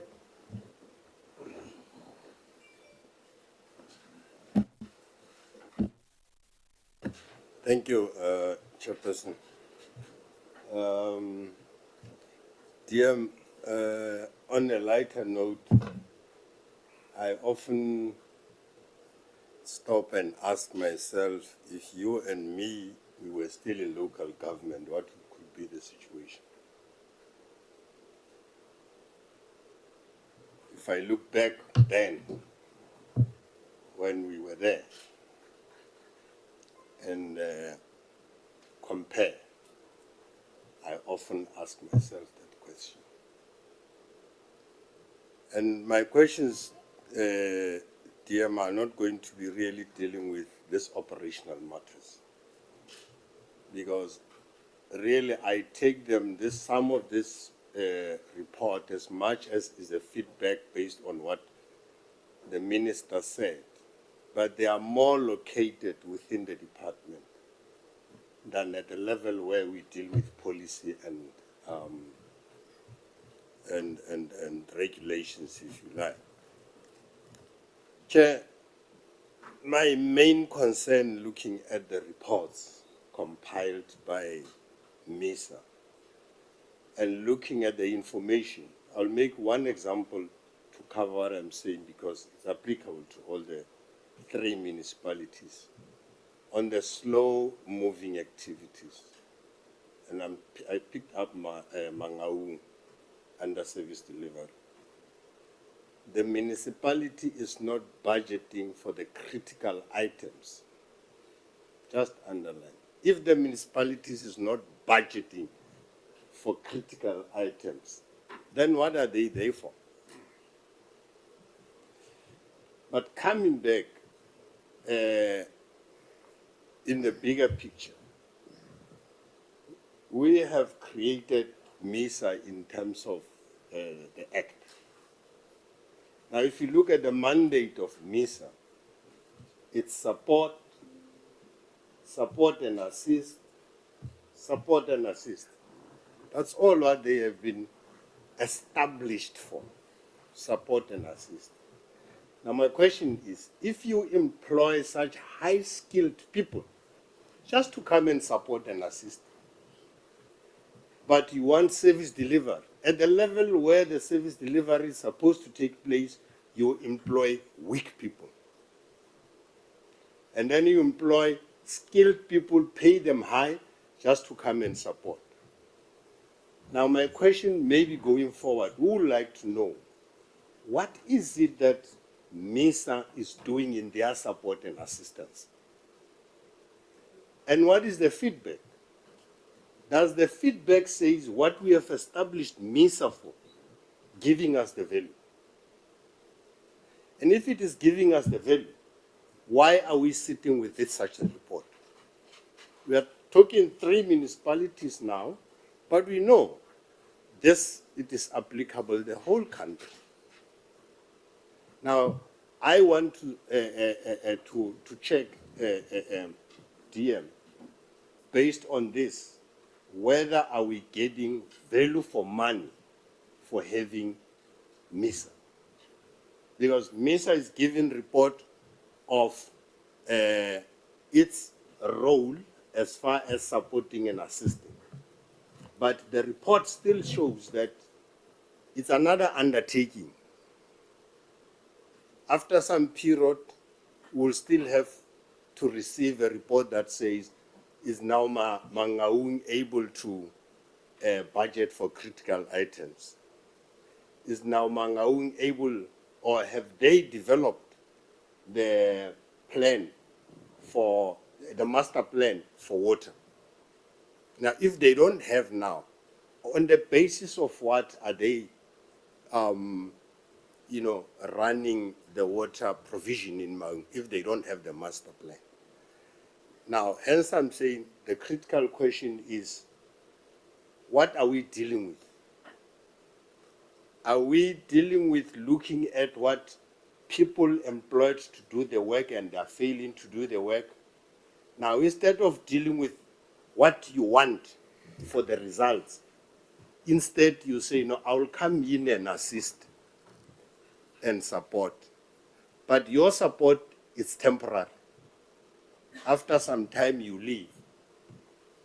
But you don't tell us whether your support and assistance, was it based on what? Were you assisting to develop the individual who are supposed to be doing the work? Or were you actually doing the work and you hope that after you have left, there will be work done?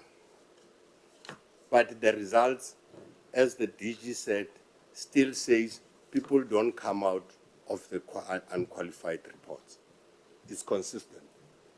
So it merely says the assistance, the money that we are paying for MISA is not giving us value. And then, Chair, this is worrying me. Thank you, DG, for explaining slide 9, because I had whole questions about, is it slide 9, about these charges, these criminal charges. But after explaining it, it scared me more, because I come from a municipality where there is spillage of sewages, sewer system all over the villages, including Putarichaba itself. I can take you to the point, even as we speak, and Kestel, and the system is dead, it's not functioning, and it's years. Now it comes back to, where is MISA on these matters? And that issue, DM, I don't know, Icona, sewer streams, Icona. Now, on the second report regarding traditional leaders,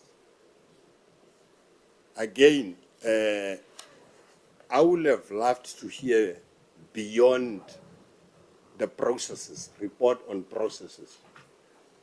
Instead, the report on success of what we have put into place to resolve or address these problems. One, the causes of the killings of traditional leaders. The report indicates there, they relate to land issues, business interest around mining and taxes, and also the traditional leadership disputes. Now, what I will want to hear, or we will want to hear at this level, has the department went into investigate or engaged with, as Honorable Mananiso was asking, with structures like controllers to say, if we continue to have traditional leadership disputes around who must be in leadership and what, we know there are court cases now, is it in vendor? In other words, we should work towards resolving problems rather than living with them and only report about them. And we don't show that there's a zeal to actually clear off these problems. Why families will have disputes around who must become a traditional leader? How are we assisting families and as a department with our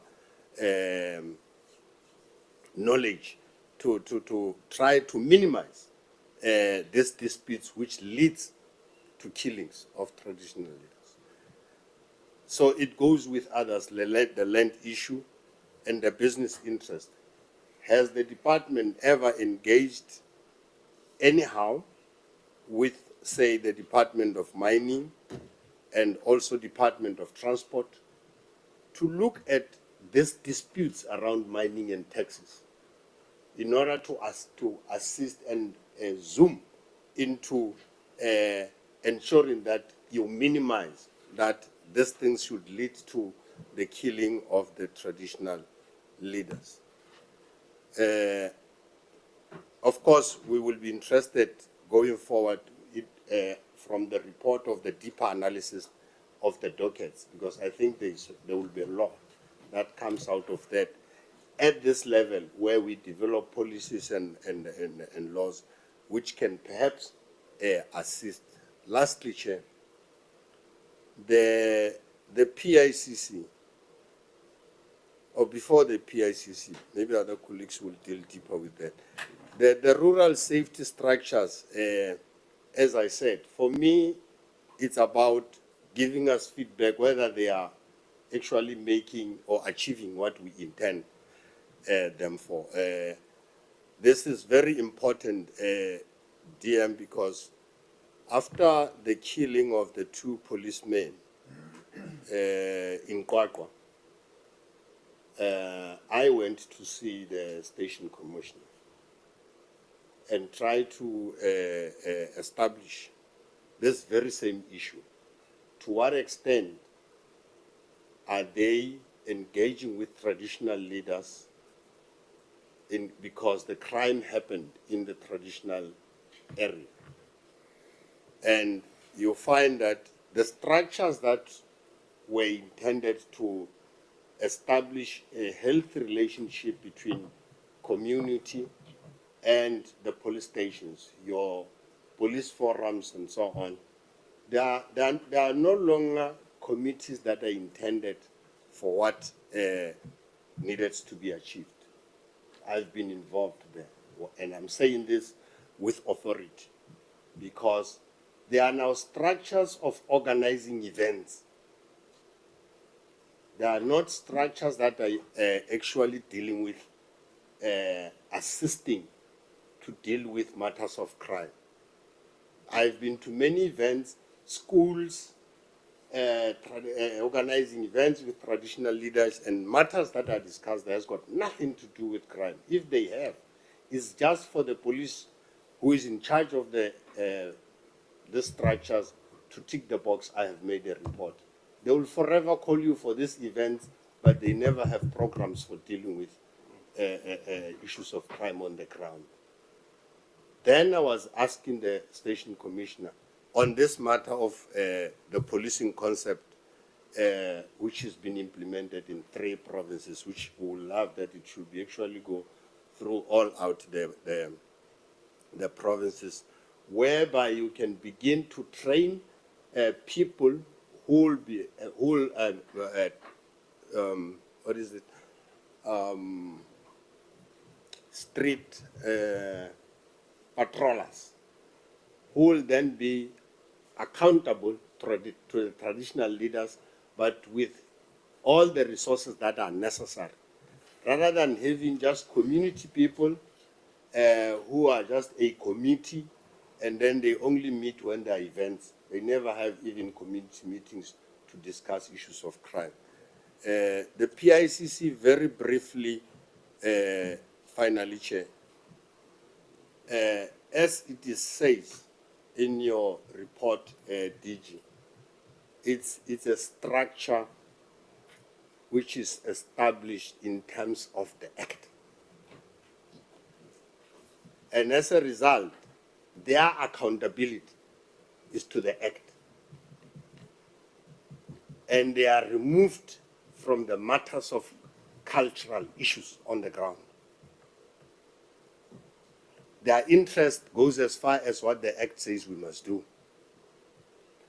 So there's a disjuncture between the traditional leaders who are more focused and looking at the practices and cultural matters, and people who are only focusing on producing report that we have got PICC, it is in place, we had a meeting, but we continue to have the problems that they were established for.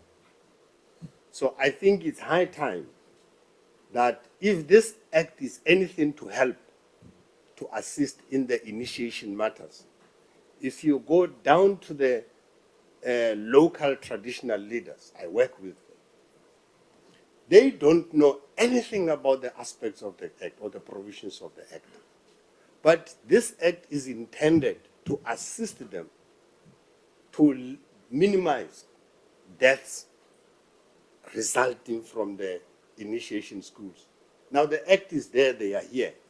People who are established to assist, to communicate with them, I can tell you now, they don't have any relationship with the local traditional leaders. They end up there at the province. So they are not adding any value. They just go up to, as the report says, DM, our responsibility is to establish the PICC, but we don't mind whether it is doing what is intended for. Hence, we are sitting with the problems we are sitting with. And that is my input, DM Chair. Thank you very much. That in future, please, I am interested to hear the functioning, the feedback of what the structures we have established, whether they are delivering what is intended for, rather than the operational matters. Thank you, Chair. Thank you very much, Honorable Noe. Speaking with passion on those items. I'm going to hand over to Honorable Pala. Thank you. Thank you, Honorable Chair. Let me as well appreciate the presentation by the two DGs. Let me start by the second report, which deals with the Customary Initiation Act. DG, I thought you will tell us about the high rate of death in the Eastern Cape. We are losing young people in the Eastern Cape, and we are being told that many of these young persons die in the illegal initiation schools. So I thought we will receive a report in that regard, and we'll really appreciate if we can get a more detailed report on that, because the initiation is our tradition. It's a long tradition which has been practiced, and we know it has been done well in many instances. In Limpopo, it's done well without any deaths, but in Eastern Cape, there's so much young people who goes there and perish under those circumstances. If you can give us reports in that regard, one will be comfortable, to. My second question, which I'll ask DG, is with regard to slide, I think I indicated the slide 7. My apology, you know this is, okay, where you speak about the reasons for slow movement in terms of service delivery. Honorable Noe has spoken about it, but I was going to ask about this demand side management program. What is it? What is a demand side management program? If you can just explain that. The other question, DM, which really I would request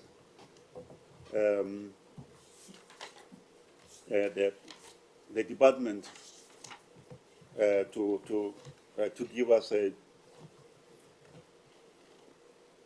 if possible, even a rating. You are speaking about 3 municipalities here, but we know there are more. And DM and the officials. I'm looking at various structures here.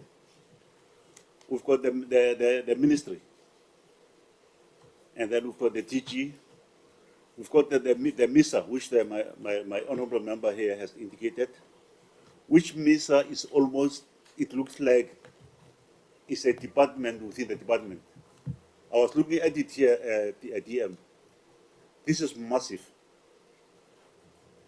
It consists of, when I look at it here, it consists of the Chief Executive Officer, the Director General, Acting Director General, the Chief Financial Officer, the Chief Director Executive. This is massive. It's a department within department by its own.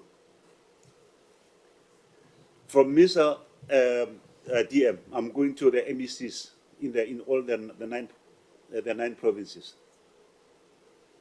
Under the MECs, we've got the agencies, we've got the consultants.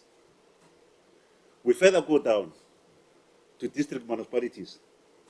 You've got agencies, you've got consultant, you've got the Section 59 management, the MM, we've got the Troika. You further go down to local level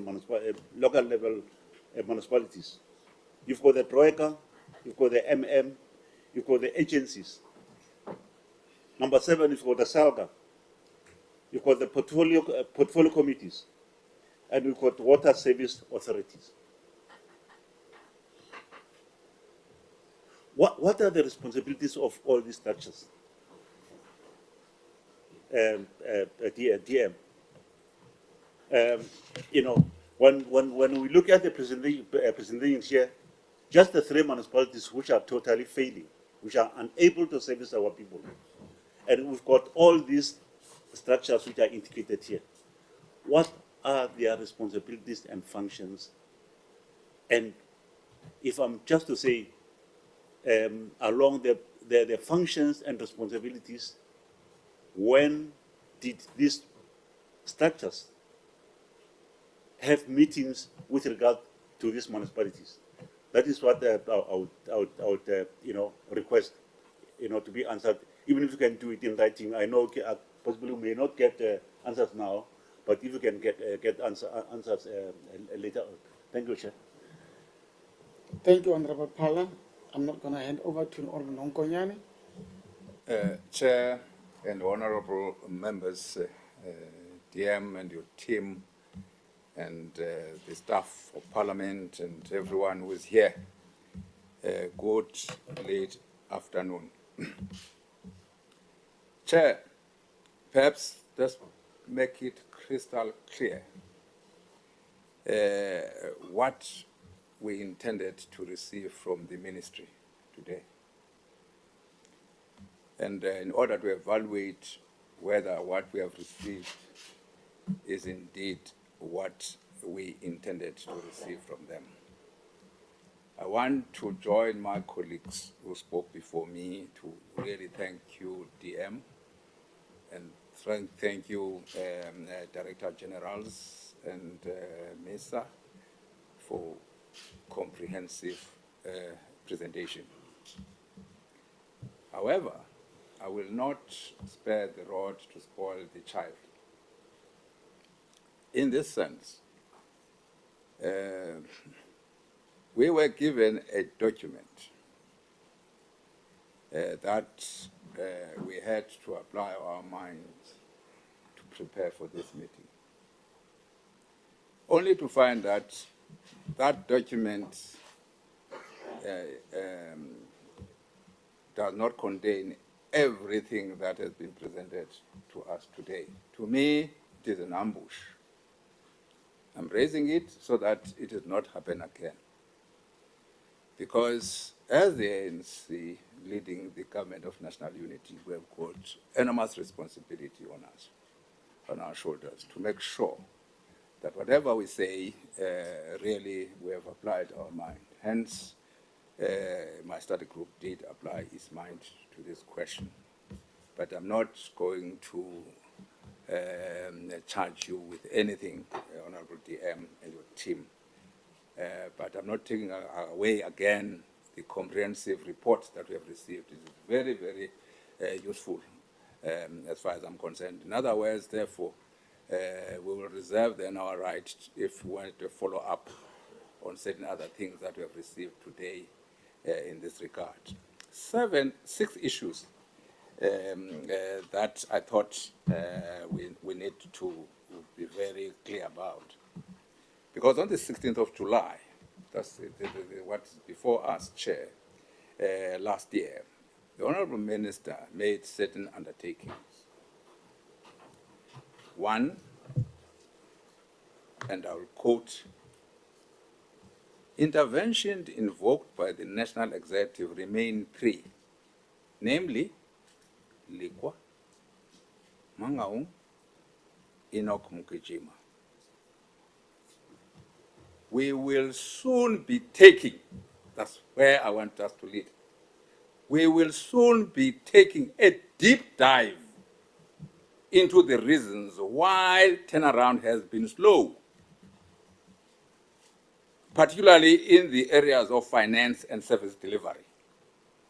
In other words, I'm looking for a dive, not an ordinary dive, but deep dive. And then on these 2 critical issues.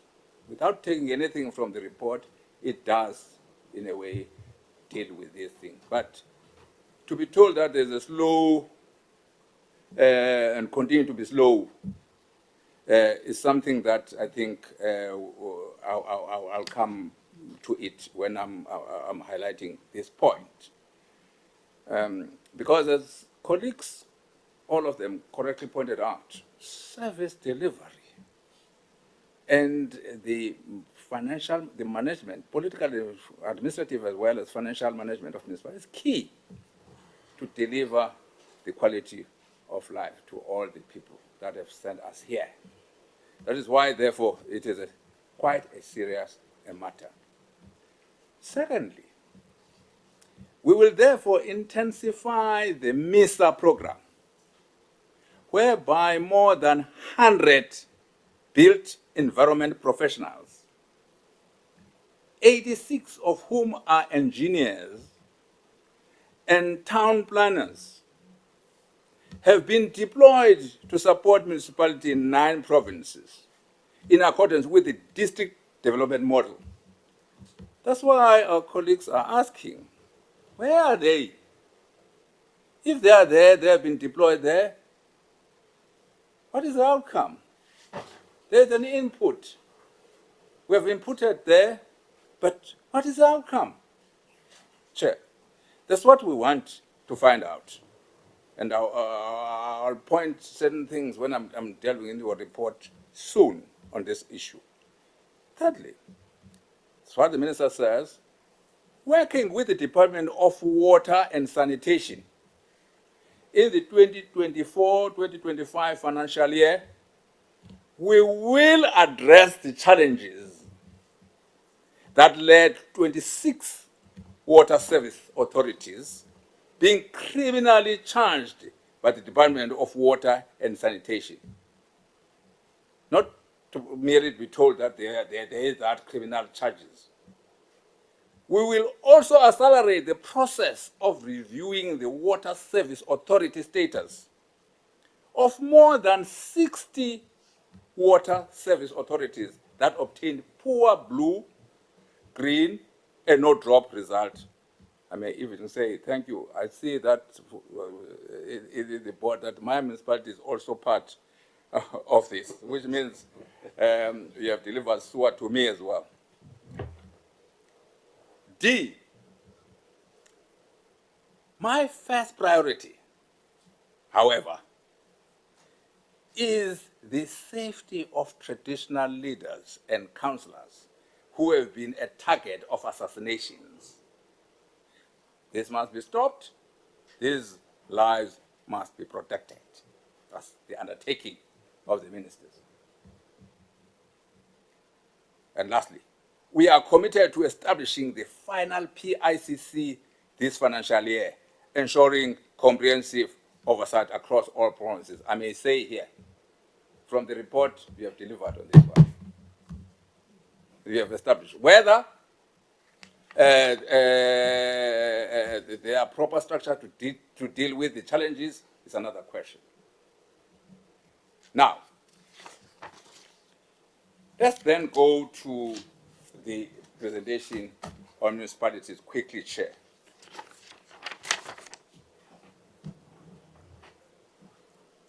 I'm going to restrict myself to the presentation that has been sent to us.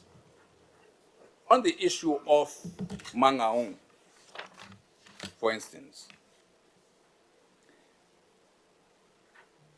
what we have is Q1, but I saw in your, we are referring to Q2.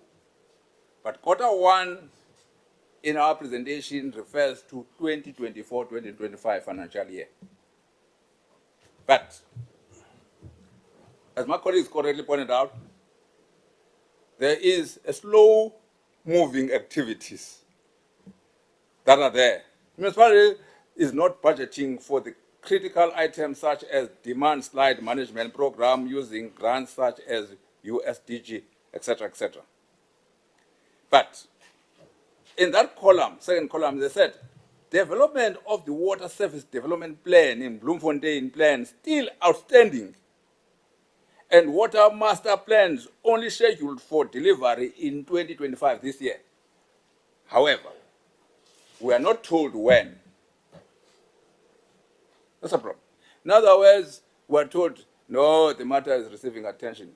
That is language of administrators for all our years. I'm prepared. And yet we are under extreme pressure from our constituencies because they want delivery. To say, well, I'm compared to Bloemfontein, how am I going to say to be heard by people?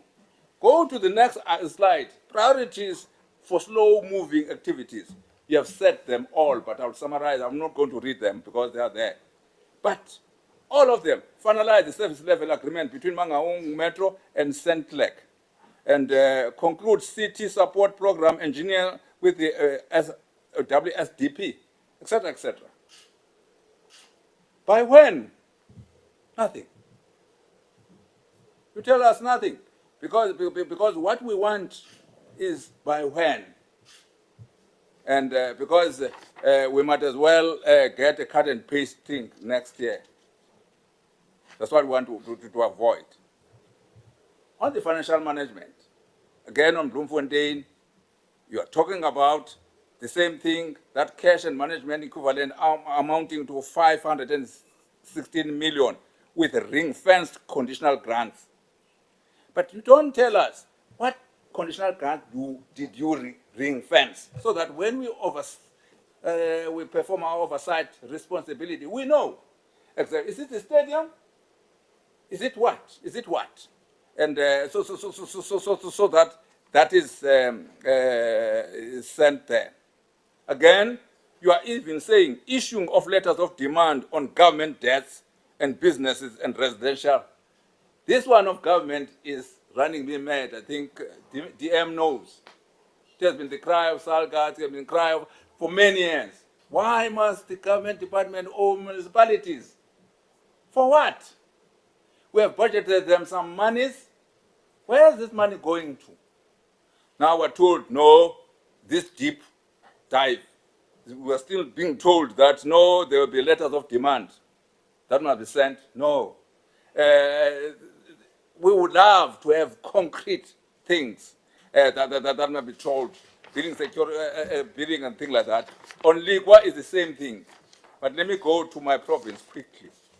On Inokum Kijima, which is the same, because in Ligwa also, you are quite correct, for how long? For many years. Our colleagues have already correctly stated that. There's some intervention. Who is failing who? Is it you, department, who must fail, must close shop? Because in terms of the Constitution, you have been empowered, and you did intervene. But where is the outcome? I'll tell you what Salga is saying towards the end of this question. Please remind me. Then, on financial management, again on Inokum Kijima, we're told outstanding debtor balances increased from 1.6 billion to 1.7 billion in the 2024-25 financial year. Again, current available cash remains insufficient to settle current liabilities. Is that municipality technically insolvent? Are you running that? Are you allowing to run that? That municipality is solvent. You are part of that. Our department. No. To me, subject, of course, to what we have expatiated. I hope I'll get something more. But when I read this, it suggested that no, certain things, this diving, I didn't see the ministry even took any further step to dive. It may have a leap forward, but to dive, I didn't get that sense. But please clarify me. I may be accusing you falsely in this regard. Then, again, there's a slow moving activities. Again, he said, over expenditure on contracted services indicates budget and expectation control failures. You tell us that. Capital expenditure below planned levels. So what? As our colleague says, do have many agencies, do have many people to assist you, and are you all failing to do this? And again, you'll see what I've read in respect of Mangaung. There's priorities for slow-moving activities. They're set out, they're about 12, 15. But they don't tell us when. By when is this going to happen? Let me say, optimize, for instance, existing and explore additional revenue services. From where? By when? And review government leases to align with market value. When? By whom? We don't know. And then, on the question of service delivery. Hey. Again, on Kijima, you quite correctly set out what has been there. Let me tell you, the NCOP had embarked, as you may know, on provincial visits each and every year. Last year, I had an honor of leading the Eastern Cape delegation to Chris Hani district, and within which Inokum Kijima is one of the municipalities that we visited. It's horrible there. But we are being told in this diving process of the ministry that, of course, the budget for electricity infrastructure is increased from 7.5 million in 2022-24 to 2024 million in 2024 to 2025. This amount is inadequate given the scale of electricity challenges. And then on the slow movement, we are telling us high electricity losses due outdated meter infrastructure and illegal connections. You see? And grants allocations not spent on time. You're telling us that. When we have the capable staff aspects, I know for a fact, can vouch, we do have in the department, nationally, provincially, and locally, some aspects that can be able really to assist us to deliver these services to the people. But we're told this. Having Honorable Minister undertook that the ministry is going to dive. Not only is just a dive, deeply. You see, that's a problem. And again here, the question of time frame is there.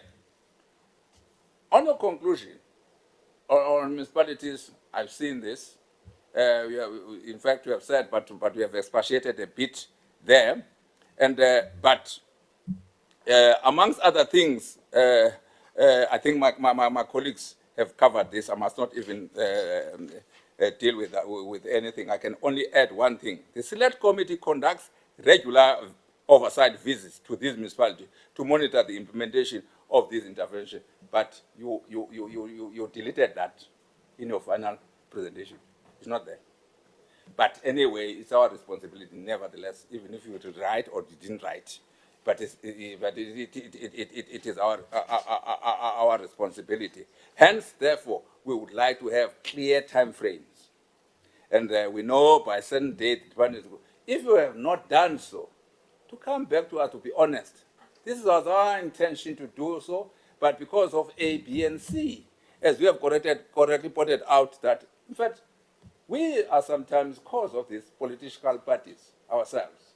But that must be told so that we, if it's my own party, I then take some steps to make sure that whatever is the cause of instability in any municipality is dealt with. Last, Chair, on the second slide from Department of Traditional Affairs. Thank you very much, DG. And what you presented to us, you have not changed. You gave us the same thing. Thank you so much. But all we can say is that thanks again that the minister has in fact, the department, through the minister, undertook to establish this PICC by a certain date. That we are pleased. However,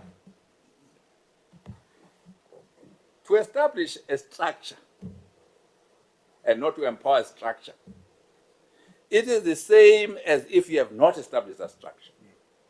I want to tell us, if you are able, what budget have you set aside for this PICC to work?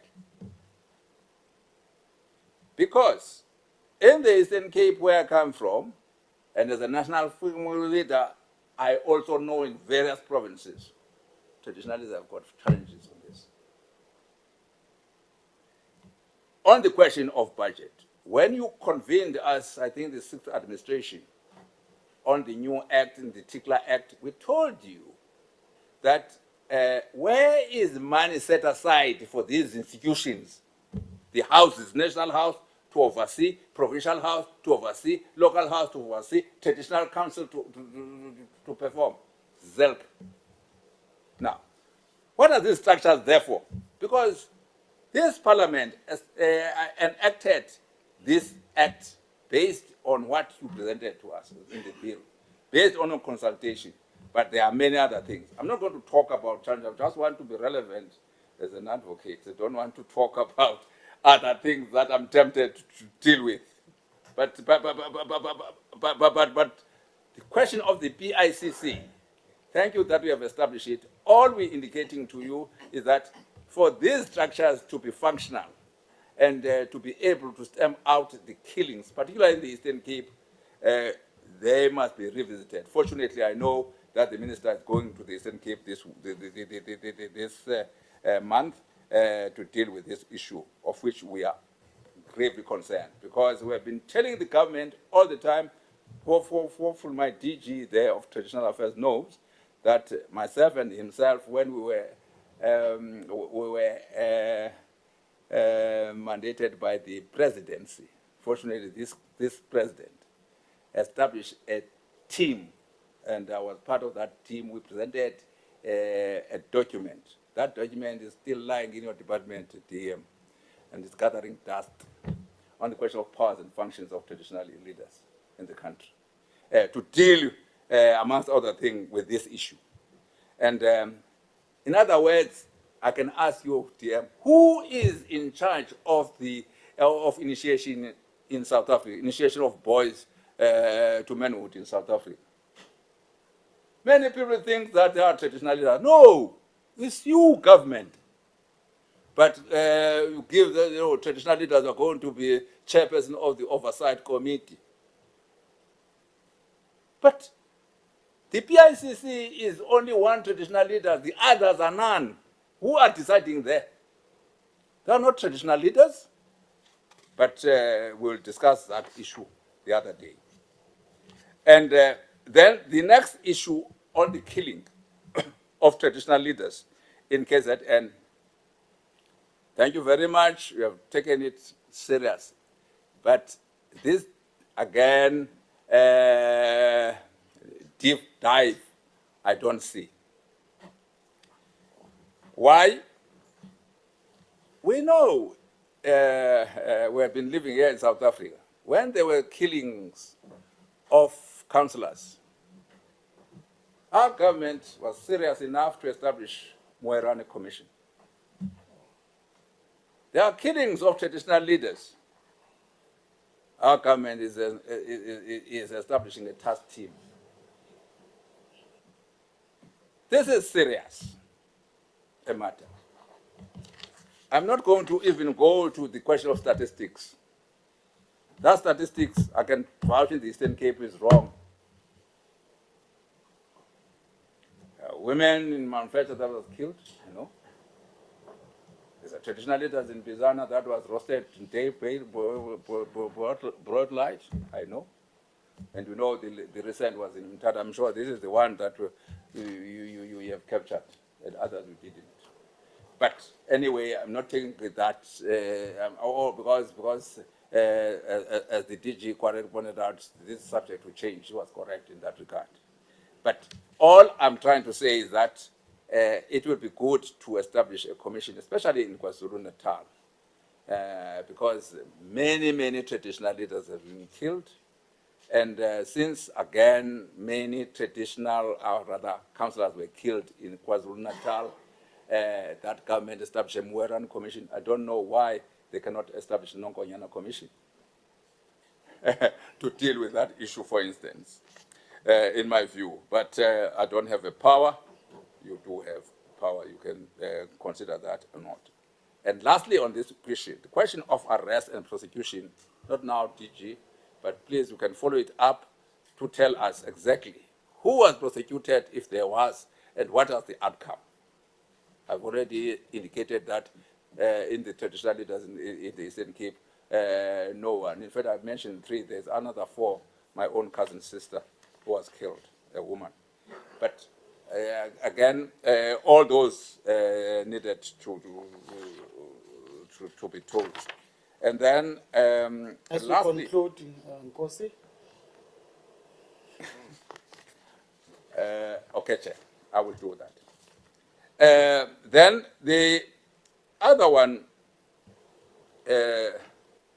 on the question of the possibility of task teams looking on the feasibility of possible cost implication. DG. Why? Why are you still looking into something that has happened so serious, that we're looking into the feasibility of protecting traditional leaders? Again, we do have municipal police services that can ask the municipality to assign certain 2 or 3 meantime on traditional leaders because we are one government. Why? And we're looking into this possibility. We understand the question of financial constraints, that we understand. But in our view, the question of moving forward on this is somewhat serious. I have a traditional leader, the woman in Port St. John's, who was attempted to be killed, and she laid a criminal case in Mthatha. That criminal case is now closed undetected, which means that really traditional leaders are at risk there. And she's a member of the Provincial House. Now, lastly, Chair. No, one before last, Chair. I know, Chair. This is a serious matter. The issue of the traditional policing, which is incidental to what I've just said. He said SAPS is also implementing traditional policing concept in 4 provinces. That's Limpopo, KZN, Eastern Cape, and Mpumalanga. Chair, I'm not so sure whether I do have my facts twisted a bit. I know when I was the chair of the House of Traditional Leaders in the Eastern Cape, it was launched in Ngadu, traditional in the Eastern Cape. Fanfare. TV was there, it's public knowledge. So then the implementation of that concept, it was then, therefore, we would love if we could be given details on that. What actually happened? Because I know for a fact in certain other policies, there were offices that were even put, whether they are put into use or not, I will reserve my comment at this point in time, because that is not relevant. It was a question of establishing of those of them there. And so I would love to know then, it is often said that devil is in the details. I would love to have details there in Chair to really comply with your direction as my leader. I'll pause there. Thank you so much. Thank you very much, honorable members. I've been very lenient so that members must do their work. And as you see, it's a pity the DM has went out. Members take their responsibilities quite seriously. And you'll notice that they speak with passion when it comes to these issues. And it's encouraging that for South Africans, we've got leaders who are determined to get to the root causes of some of the challenges that are bedeviling our country. And it's important that we stretch and we iron out these issues. Members must take from their chest. And equally so, I would appreciate, DM, that your team gives us a comprehensive response to some of the issues that have been raised by members. And when the team and yourselves are not at liberty at this point, maybe to give information, you might need to go back and give those detailed responses. We will need that undertaking from you. And as you know that once you make an undertaking, we will truly follow up to get to those undertakings. So just caution yourself. If you make a commitment, we'll really follow up to that commitment that you've made. But I want to give to you, we've allocated 3 hours for this session. I'm officially, as the chair of this session, I'm giving you the next 25 minutes to really iron out the issues that have been raised by honorable members. I will propose that we start with the DG for local government, and then we go to the DG for traditional affairs, and then maybe you'll wrap up if there are issues where other officials must come in. I'm giving over to you to do your closing remarks. So maybe in the order the presentation comes, let it also be the order the responses will come. But I also give you the space to kind of seal where you think there are areas that you need to come as the second in charge in this department. Thank you very much. Over to you, DG. Thank you very much, Chair. Perhaps we can start with my colleague, Judy, to take some few questions, and then I will take a number of questions as well. Let me start with you, Judy, perhaps. Thanks, DG, and thanks, members, for the opportunity to respond to the questions and comments that have been raised with regard to the presentation. I thought, DG, maybe let me start with the one around the role of MISA. Maybe just to put things into perspective. So MISA has been established to support and assist municipalities on the issues that are related to infrastructure. So we'll look into the issues around the planning, we'll look into the issues around the design, the issues around the actual delivery of infrastructure. So the whole value chain of infrastructure. So I thought maybe I need to look into that and just clarify. And in the main, given the demand and also the number of municipalities that we are having in the country, we have been in the main looking into supporting your smaller municipalities that lack capacity in most cases. So there have been areas where we haven't been able to extend our support given the capacity that we are having. And there was linking to that and also to the undertaking by the minister to say, in strengthening that support that we are providing the municipalities, we will be deploying a number of the engineers and the town planners, and indeed in the presentation we have highlighted that we have provided or we have deployed those expertise, or rather the engineers that we have undertaken to do that. Perhaps maybe the details in terms of which municipality is one that we can further provide to the committee members. Also, there was some two areas which, as MISA, we can respond to, is the issues around supporting municipalities with the patching of the potholes and what does that tells us in terms of the municipalities themselves. And I want to agree with the member that yes, for us it's just an indication that there are bigger problems in municipalities, because these are the day-to-day basis which they should be able to do on themselves. But when we do a lot of analysis, we just find out that there are some in the main that doesn't have the capacity to do it, and given that as MISA we do have the expertise in terms of the engineers that sits in the institution, then that's how we reach out and support to them. In certain instances, you find that some municipalities, they don't just have the instruments that are required in order to do the work which they are doing. But I want to agree that that is part and parcel of the maintenance which municipalities needs to be doing on a frequent basis, such that we don't have to wait until there is a pothole.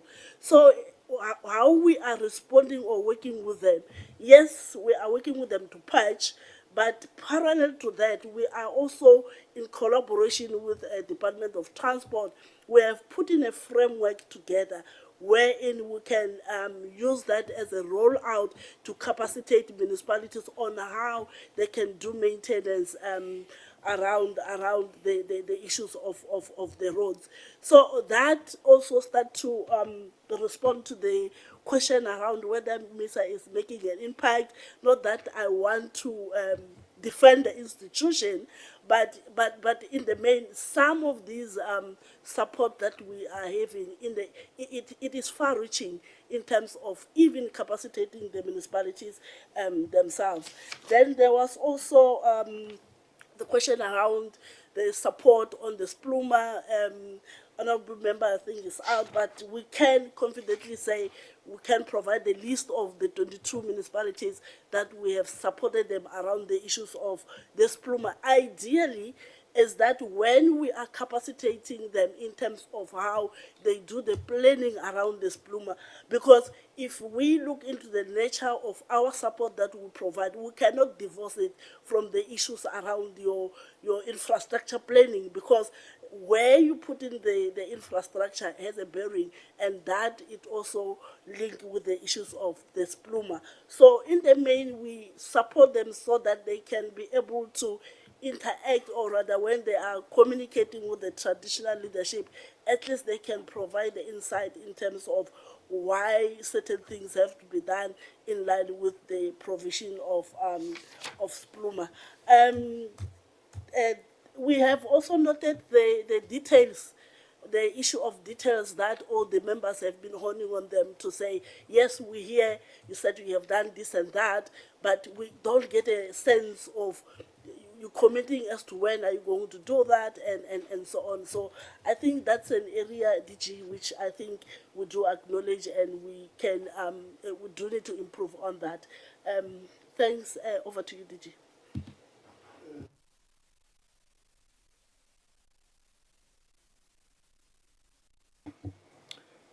Perhaps just one comment, DG.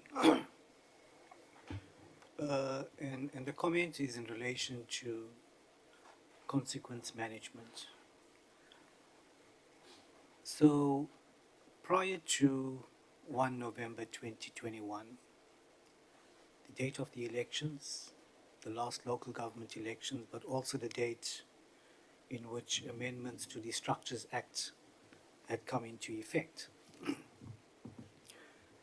Prior to that, if you had a councillor that was removed from office for a breach of the code of conduct, that councillor could the next day return to council by manipulating the list that the IEC would have, by promoting himself or herself to the top of the list, and return to council.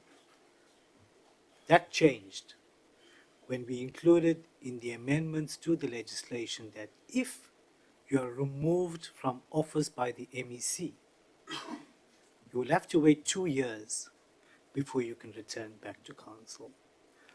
So I thought I'd perhaps want to share that with the view to seeing how we are perhaps progressively trying to deal with the issue of consequence management. Maybe while I'm on the floor, the issue of learning capabilities that was raised by one of the honorable members. To say that, of course, we recognize universal suffrage, the right to the franchise, but maybe without blanketly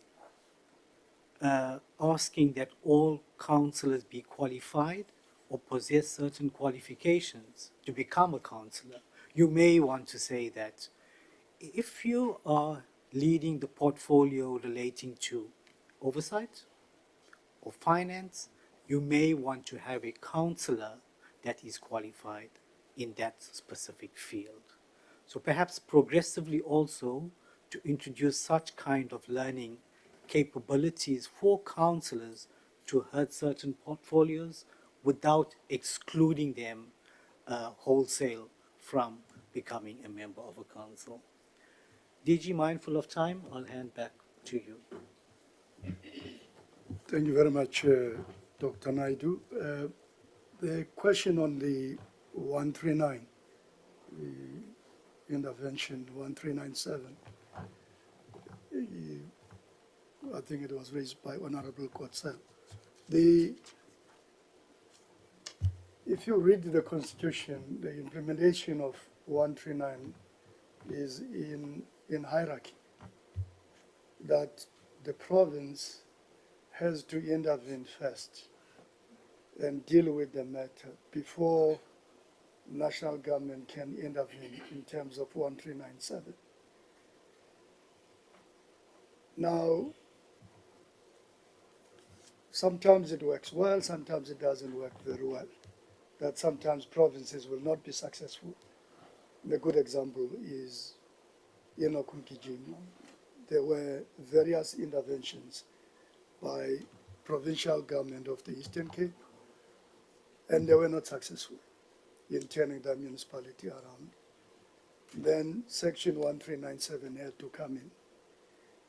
The same applies to Mangaung. Provincial EXCO intervened several times before national government activated Section 139. It is the nature of the interventions in the Constitution, how they are drafted. Dr. Naidu and the team, they're working on trying to find a way to streamline these interventions and make it easy for both national government and provincial government to intervene before it is too late. But I guess DM is likely to talk to this one without putting words in DM's mouth. We think that we need to invest more in 154. Yeah. If 154 works, there is no need for 139. Even if you implement Section 1391C, which is a dissolution, it doesn't necessarily solve the problem because you're dissolving that council for 90 days, which is 3 months.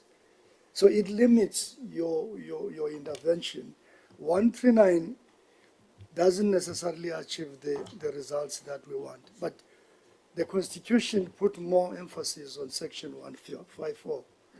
And that is why if you look at provinces that are successful, you will notice that they put more emphasis on 154. KZN, Mpumalanga is doing very well in terms of spending the money.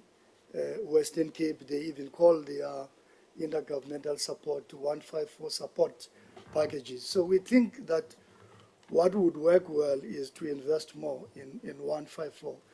In fact, the bulk of the work, I'm very convinced that maybe the approach that we should have adopted is to present the work of the IMC, the Interministerial Committee on Municipal Performance and Turnaround Strategy, which was approved by Cabinet late last year.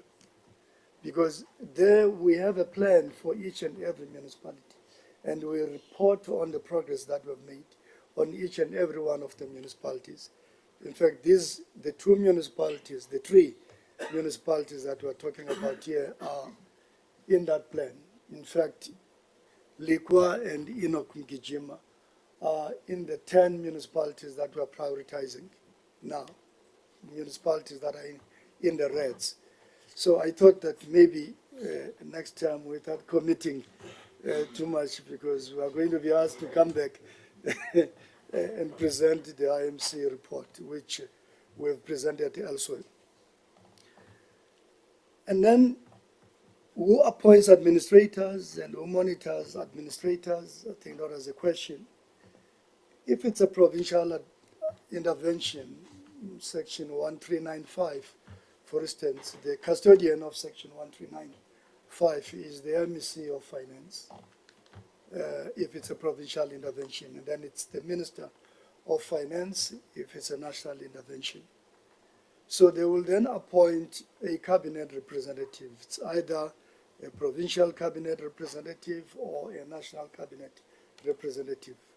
And those people will be responsible and accountable to the national executive authority responsible for local government. If it's national, if it's provincial, it will be the member of the Executive Council who will be monitoring that process. There was a specific question that you've raised about the sports field in Komani, Queenstown.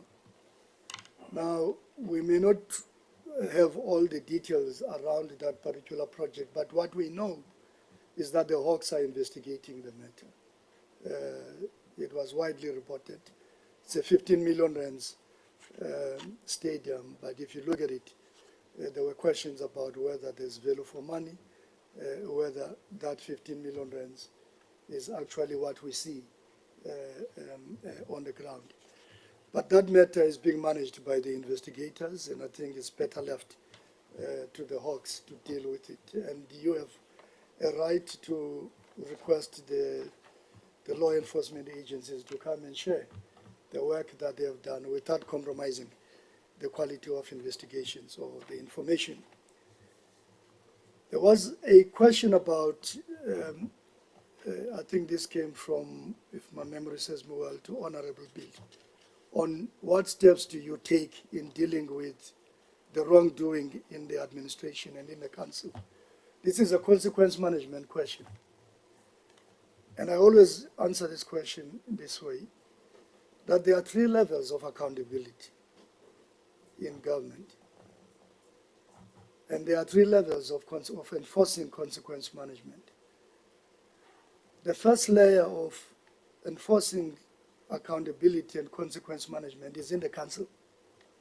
There's a council with all the committees. There's administration led by the municipal manager with management committees, various management committees, including disciplinary committees that the municipality is expected to execute. So you start there with the leaders in the council and with the leaders in the administration, that they need to enforce consequence management. And if it doesn't happen, the MEC has the powers, it's not powerless. The MEC has every power to execute Section 106 of the Municipal Systems Act, which allows him to investigate the wrongdoing and then find the right mechanism to deal with wrongdoing in the council. And even if that is not happening, the national minister has the powers. But again, the way the Constitution was drafted, the whole intergovernmental system, the way it was drafted is in such a way that it is that first layer, the implementing layer, that must deal with those things first before the national minister or the member of the executive council can come in. And you have to follow that process. As they say in law, the process is as important as the outcome that you want to achieve. Because once you ignore those processes, then you are going to run into trouble. Now, what probably the stability in the council, oversight committees are working and working very well, but there is one thing that most of the time we miss, and the Auditor General raised it very sharply in the last audit year, that the bulk of what is happening in a municipality or what is not happening in a municipality, or let's put it this way, the bulk of what is going wrong in the municipality is in the post-audit action plan of a municipality. If the financial statements, take one example, Malutia Perform and the Titsobotla, those are 2 municipalities that they have not submitted financial statements for some time. I'm glad to announce that they have done it now through various interventions by the province. So if you're not submitting financial statement, you know you are going to get a disclaimer. So in the post-audit action plan, the AG is going to outline that these are the areas that you need to pay attention to. Even if you have submitted the financial statement, you know that what carries more weight in that financial statement is the asset register of the municipality. So if you are sitting in the council, in the oversight committee of the council, these are the things that you need to pay attention to. If you are in the MPEC, you need to get quarterly a report as to whether the post-audit action plan of a municipality is being implemented. And you ask specific questions, whether all of those things that were flagged by the Auditor General on the wrongdoings, whether it's material irregularities, I'm sure you've seen it in the MFA reports that the material irregularities are going up. So if you are a leader in the council or you sit in the committees, you have to ask questions. What is the process of condoning those material irregularities? And remember, there will be no condonation without consequence management. So you have to go after the wrongdoers in order to condone the material irregularity. And that's the standard operating procedure. For provincial governments, for national governments, it is the same. So the leaders in the council, they must pay attention to these things that are raised in the post-audit action plan. And that's what we are tracking. In our plan, maybe we didn't touch on it. In our plan, in all these municipalities, not only these three, in all the 10 municipalities that we are prioritizing and the 35 that are at risk, we zoom into the post-audit action plan, because that's where, if you want to know what is happening in a municipality, go look at their audit report. And once you've received the audit report, ask questions about the post-audit action plan, because the bulk of those things that are not going okay are in the post-audit action plan. And therefore, the councillors in the committees, in the oversight committees, they have every right to hold the administrators accountable if those post-audit action plans are not being implemented. And this is one of the reasons why these municipalities are not coming out of the audit zone. You can see that some have moved, especially these three. They have moved from disclaimer to a qualification. We want to get them out of a qualification to an unqualified. They may have few or 5 matters of emphasis, but they need to be unqualified. That's what we want to do. And they will not be unqualified until they implement the post-audit action plan, and they deal with all of those things that the Auditor General has raised. I'm not going to spend much time. There was a question on the slowness of the process, especially the financial aspect of it. Remember, again, there is a positive relationship between good audit and your financial performance. If you're managing your finances very well, chances are you are going to be unqualified.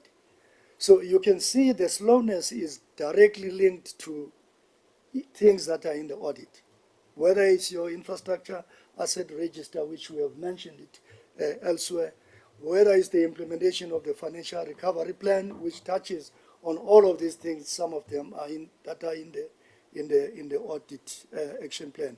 So there's slowness because these things have been left unattended for a very long time, especially the financial situation. Now, another indicator which is important to look at around the financial management is whether the council is passing a funded budget or not.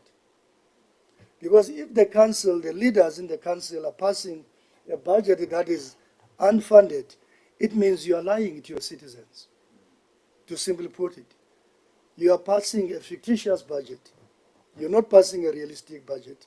It means all of those things that you are listing in your SDB, your Service Delivery Budget Implementation Plan, are not going to be implemented because you don't have a budget. So you are adopting a credit card approach of spending money that you don't have. And then over time, you are going to be dealing with a huge debt because you're spending money that you don't have. The question about MESA, I want to run so that I can give my colleagues an opportunity as well to respond. The issue about MESA, I was hoping that my colleague will touch on 6B, Schedule 6B, because Schedule 6B emanates from the Division of Revenue Act. I think it's Section 20 of the Division of Revenue Act, which says that if a municipality over a longer period has demonstrated that they are not in a position to spend their budget, you can convert 5B, which is a direct grant to the municipality, into an indirect grant, which means the indirect grant this time around means that MESA will be implementing parts of that grant directly themselves. I think she did touch on that part, because some of municipalities are struggling to implement the grant for a number of reasons, technical reasons, and Mangaung is another example. We have not converted their grant into 6B. But if you look at their performance figures this year, and again, you have every right to call the Department of Human Settlements, because Human Settlements is responsible for administering the budget in the metros.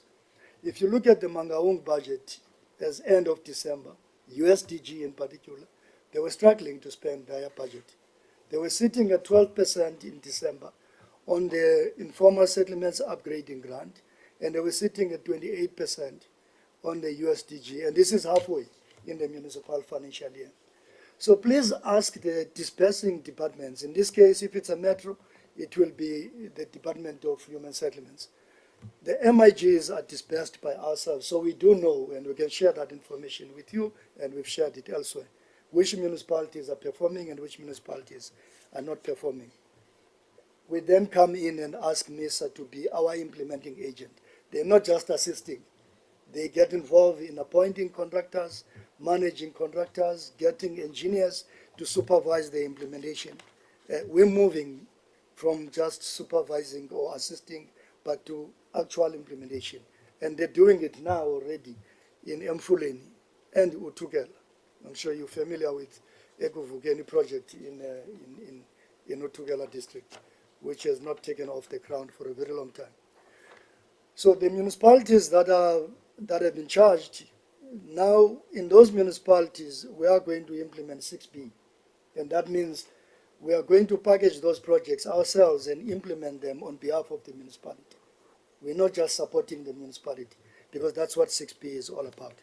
And this would mean, therefore, that MESA engineers will be responsible for the implementation of projects and not just assisting. But over time, municipalities must build their own capacity.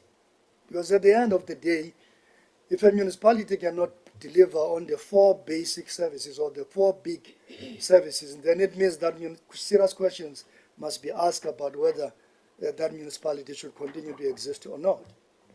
Because the basic function of a municipality is to deliver a service, especially water, electricity, roads, sanitation, and refuse removal. Everything else can fail, but if you can't deliver on these 5, then we have to ask serious questions whether we have the right people to lead in that municipality, both in the council and also in the administration.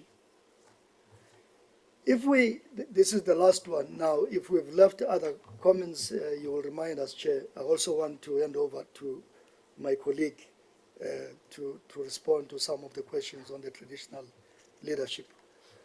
If we come across as if we are committing Izililo zika Nehemiah, as you put it, or lamentations of Nehemiah, as they put it, maybe it's how we responded to the brief, because in all of these municipalities, we do have a plan.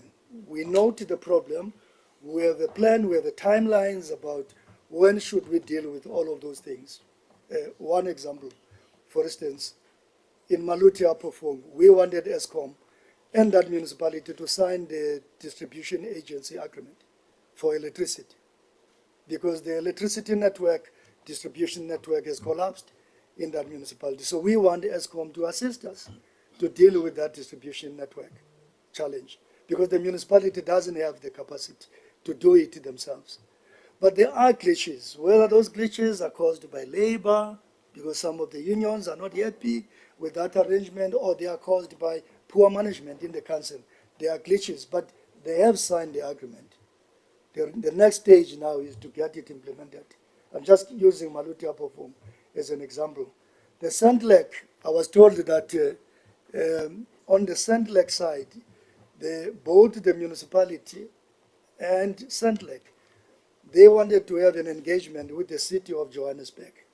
Because remember, Sandlek is an entity that is responsible for electricity in Mangaung. So they have been engaging City Power. City Power is the biggest utility in the country, second biggest after ESCOM. But in the municipal distribution network space, they are the biggest. So they wanted to engage with City Power and get guidance on how best to manage that utility. And remember, National Treasury started a process, DM may want to touch on it, which is Operation Vulindlela 2, to deal with municipal trading services, because the municipal trading services are falling apart. The revenue is not ring-fenced. There's no maintenance. So they are Treasury and Operation Vulindlela. They're trying to review the way municipal trading services are being managed currently. In most municipalities, if you look at the metros, 80% on average of the metro revenue comes from the trading services, and that is water, electricity, and others. So you have to manage those trading services like a business, and that's what we are trying to do in Mangaung. Chairperson, I know that time is not on our side. I'm going to hand over to my colleague from DTA to respond to some of the questions. Thank you very much, DJs. I trust you, Ready Poffer. I know you're gonna close it nicely.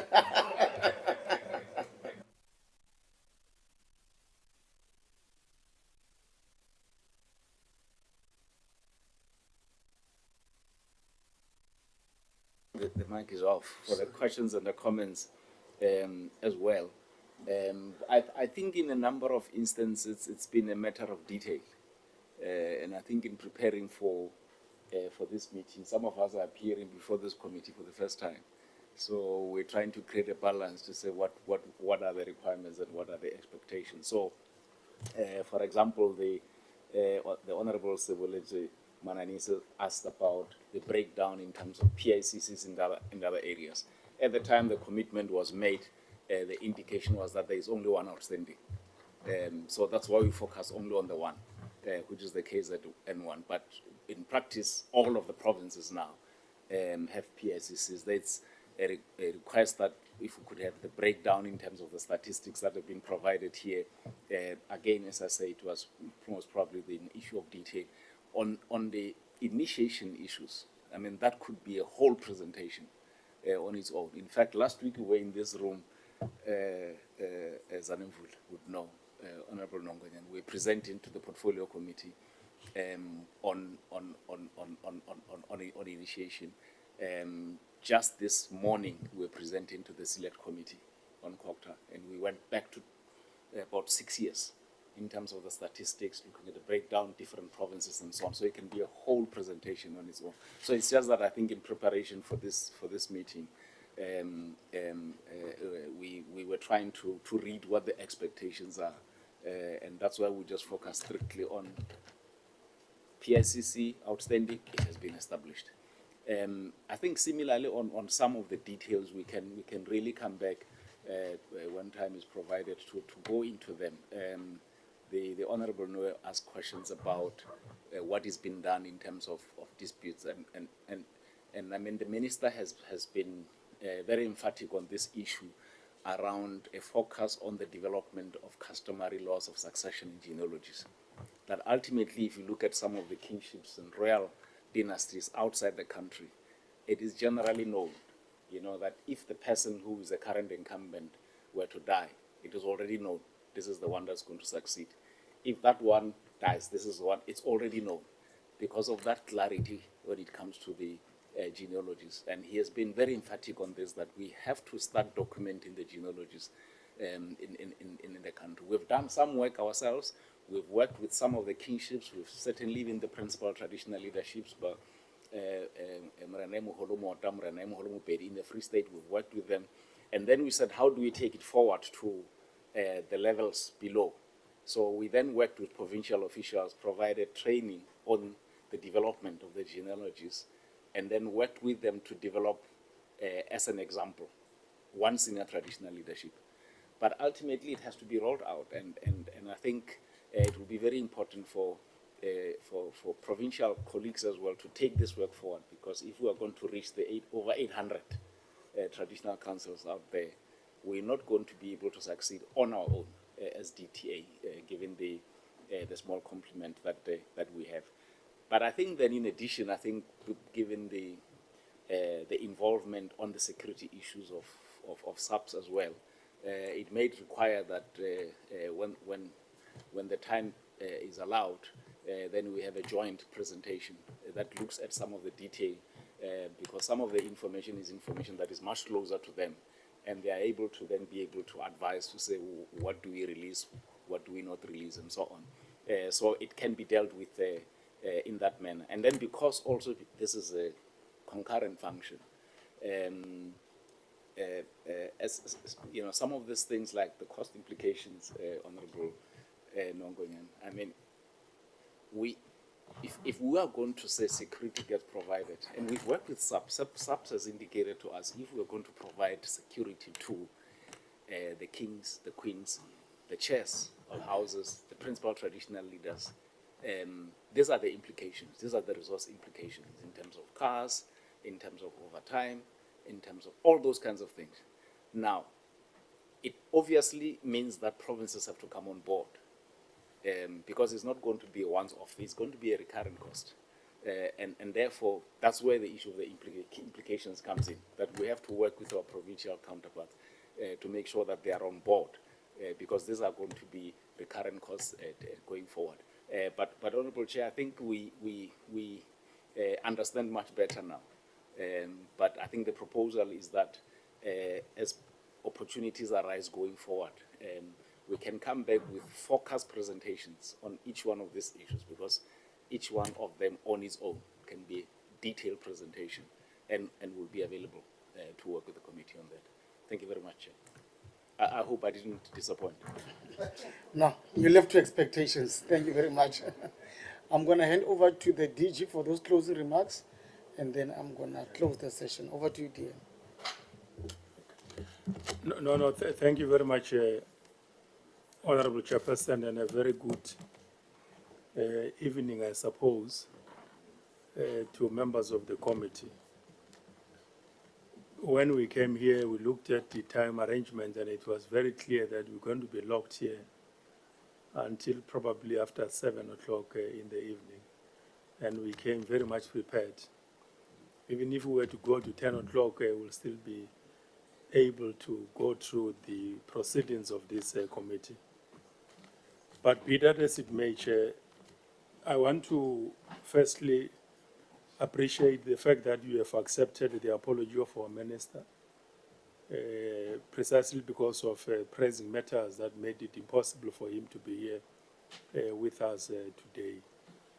But equally important, I would like to appreciate the presentations and the comments made by honorable members in engaging the two reports that we have presented in this meeting as COCTA, the COG, and as well as the traditional affairs. I think they are quite enriching, enlightening, but equally important, very helpful for us as we continue to do our work, to be alive to quite a number of areas of concern, but also of possible improvement as we move forward. I want to say, Chair, that municipal space is very complex and understandably very difficult, in the sense that the difficulty with the management of this situation, in my view, where I'm sitting as a former practitioner in the space, I believe very strongly that there are a lot of things that have happened over a period of time. Unconsciously, they have basically complicated the municipal environment. And when they have caught up with us now, we are very much surprised. And unfortunately, we have taken far-reaching policy decisions that some of them may not necessarily be reversed to slow down some of these realities. And what do I mean? If you look at the local government system in the country compared to many other countries, both in the continent and elsewhere in the world, our local government system has resulted in what I would call overproduction of local government leaders. And unfortunately, periodically, almost every 5 years, we don't have a system, firstly, that retain those that have been able to be produced by political party systems. And over a period of time, for the past almost 30 years, there has been generation of production of municipal councillors who majority of them are no longer in the system. And they are not active economically elsewhere. They are circulating within the political environment of our own country, and they are locked there in local authorities, in our communities, in our townships, with their skills to a large extent, and those that are coming into the system new, and they are supposed to learn over a period of time. This phenomenon is a real issue that makes municipal space very complex and very difficult, because if successive 4 generations of local government leaders have passed, and the ones that are in appears to be very inexperienced, the complexities that gets triggered outside their administrative space, they do not have the capacity to manage those dynamics. They are external, including even the internal dynamics. And this has led to quite a number of realities is one major contributing factor that, as I'm saying, our democratic dispensation has had its own unintended consequences. I think that is one part. Related to that point, Chair, for me is that as we read the law in the Constitution, interpret and make references to the sections, and an advocate would agree with me, His Royal Highness, that you read the sections in the Constitution and other law correspondingly for purposes of the balance, but also of certainty, so that your application of your ideas is not one-sided. If you look at Section 153 of the Constitution, as the first thing first on matters of municipalities, even before you can make a reference to 154 or 139, 153 says a municipal council should be in a better position to structure its administration, structure its budgets, and of course then have plans to meet its constitutionally assigned responsibilities. Now, if our municipalities were to live within the spirit of these founding principles in terms of their institutional, political, planning, and financial arrangements, we wouldn't be sitting here worried whether it's about 139, we must invoke it, or whether it's about 154. Because understandably, they would be living the spirit of the Constitution and deliver their own services. Now, if they go to a council meeting and take a decision to pass an unfunded budget, what does it mean in reference to this section 153, which says they must have a budget, which is facilitating their responses to the needs of their own people? If they sit and employ officials who, according to what the advocate was saying, His Royal Highness, that they do not have experience, they do not have skills, what says the spirit of this section in the Constitution? It says they must structure their administration to have the capacity to deliver their services. So very clearly, the problem, what we're dealing with, is that downstream realities. The problem is right at the core of the leadership of the municipalities, because if you get elected as members of the provincial legislature, as parliament, and you are assigned a responsibility of a particular magnitude, and you go there and take decisions that are in contravention of what the laws of the country says about the area of your work, who is to blame? Obviously, the person who has assumed that responsibility is committing very serious political administrative mistakes, because the law says this is your function, the law says you are empowered to this extent, and therefore consciously and politically informed by all these frameworks of the law and the policies at your disposal, you must be able to rise above and deliver services and lead that institution accordingly. So it means, therefore, that at a local government level, I think a lot of things have happened over a period of time, which when you compare with provinces, you don't have the same problems. What is the reason why? And obviously, the reason, it is at the level of the leadership that is supposed to be provided.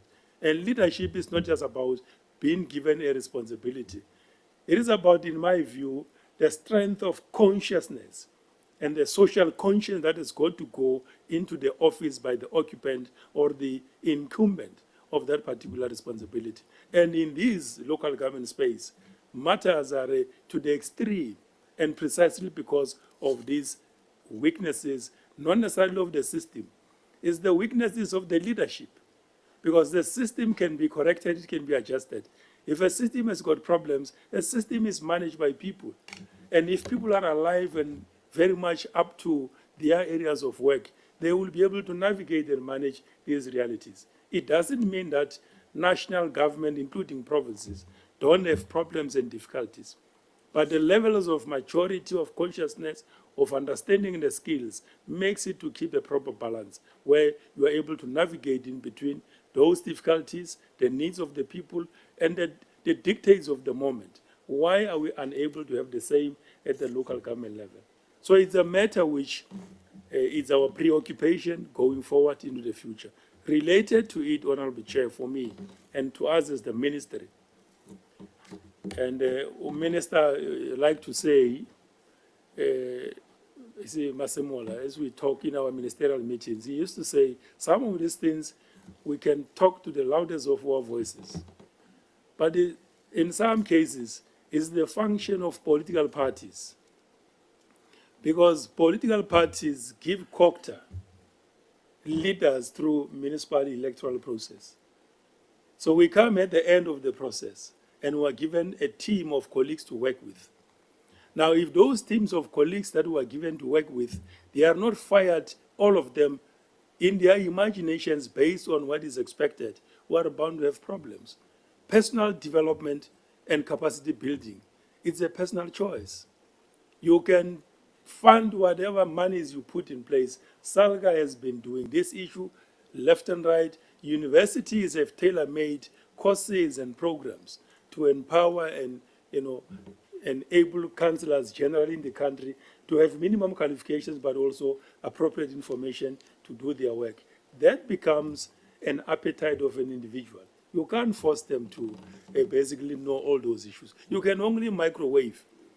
But the sustained personal development becomes a personal choice so that it can be reinforced. But political parties have got to help us in their own political spaces to interact with their own political leaders at municipal levels, mindful of the fact that the South African citizens, I think, up to so far, have now demonstrated that their national grievance can be translated into something else. And every political party in South Africa now can attest to this reality. So it should not only be the issue of COCTA alone and then provinces in making a sense on the need to improve on the functionality and the effectiveness of the local government system. I think that's one part that I wanted to comment on. Related to the same point, Honorable Chairperson, learning lessons from what the President has done in eThekwini. We're trying to replicate that system into other municipalities. In fact, Mangaung is the next, metro that we're going to be pursuing very serious peer review mechanism of what we have learned, of the lessons learned and the impact of that intervention in eThekwini. Sometimes in the next, 2 or 3 weeks, early March, we're going back to Mangaung. In fact, all these 3 municipalities that you asked us to come and interact with you on the basis of progress relating to Section 139. I want to place it on record that as the ministry together with the department and the affected provinces, because Mangaung is in Free State, Inogum Gijima is in the Eastern Cape in Chris Hani region, and Lekwa is in Garisbande in Mpumalanga province. Where we're sitting, we have already had numerous interactions, not only administratively, but politically, as the ministry, with all these municipalities, directly on their own shores, in their own spaces, to talk to them about what we have found and what we have seen and what we expect moving into the future. Firstly, with regard to Inokum Gijima, I suppose part of the delay of why the progress was a little bit slow, at some point we were told that there was no better relationships between the municipality and as well as our department. In fact, there was a bit of a tussle between the two, to the extent that the intervention team was not allowed to settle in the municipality to work with that council. So we had to go there on our arrival in the department, together with our director generals in the province and the MEC Williams in the Eastern Cape. We worked flat out hard, and that team is on the ground now. So there's been a lot of indication that Gijima is refusing the national intervention team to settle in that space. That matter is history. It has long been addressed, and we're on track. We're very confident because that leadership of the council, and from the interaction we have had, not only with the administrators, but the entire council in a 3-4 hours meeting, we found a team of leaders who are very interested in finding solutions to their own municipalities. The only thing that they need is our support. not only support by word of mouth and individuals, home bodies there, support that includes also financial packages, because some of their constraints over time of dysfunctionality and distress has had huge impact negatively on a number of areas of their spaces, on their finances, on their systems, on their delivery of services, related to the confidence also of communities to pay services. That deficit of trust and of period of not proper functioning, it has got its own negative impact on the functioning of that council. So we're working very hard with the province and the municipality to resuscitate that entity in the Queenstown as a major city. So we're very confident that we should be able to get Inogum Gijima quite on track, not only itself alone, but with a number of municipalities in the province that we are interacting with. As the DG has said, that we do have a plan and a footprint and our presence through MISA, through Results Management Office in the department, comprised of municipal experts, some of them former municipal managers, former CFOs. In fact, recently we had a very close discussion with the forum of former director generals in the Republic of South Africa who are retired. They are out there at home sitting, idling.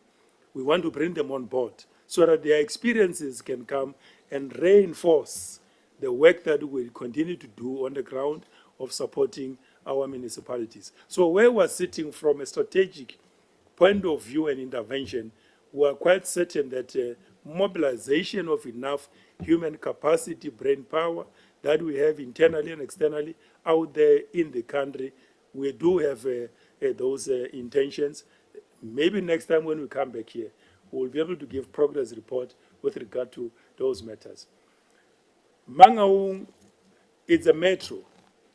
Understandably, we're not supposed to be sitting here and discussing the extent of the weaknesses and the challenges of a metropolitan municipality, because it is assumed that categories of those municipalities, there are certain things that are given in terms of capacity, in terms of skills, in terms of ability to do certain things, similar to Johannesburg, Tshwane, Nelson Mandela, Buffalo City, and so on and so on.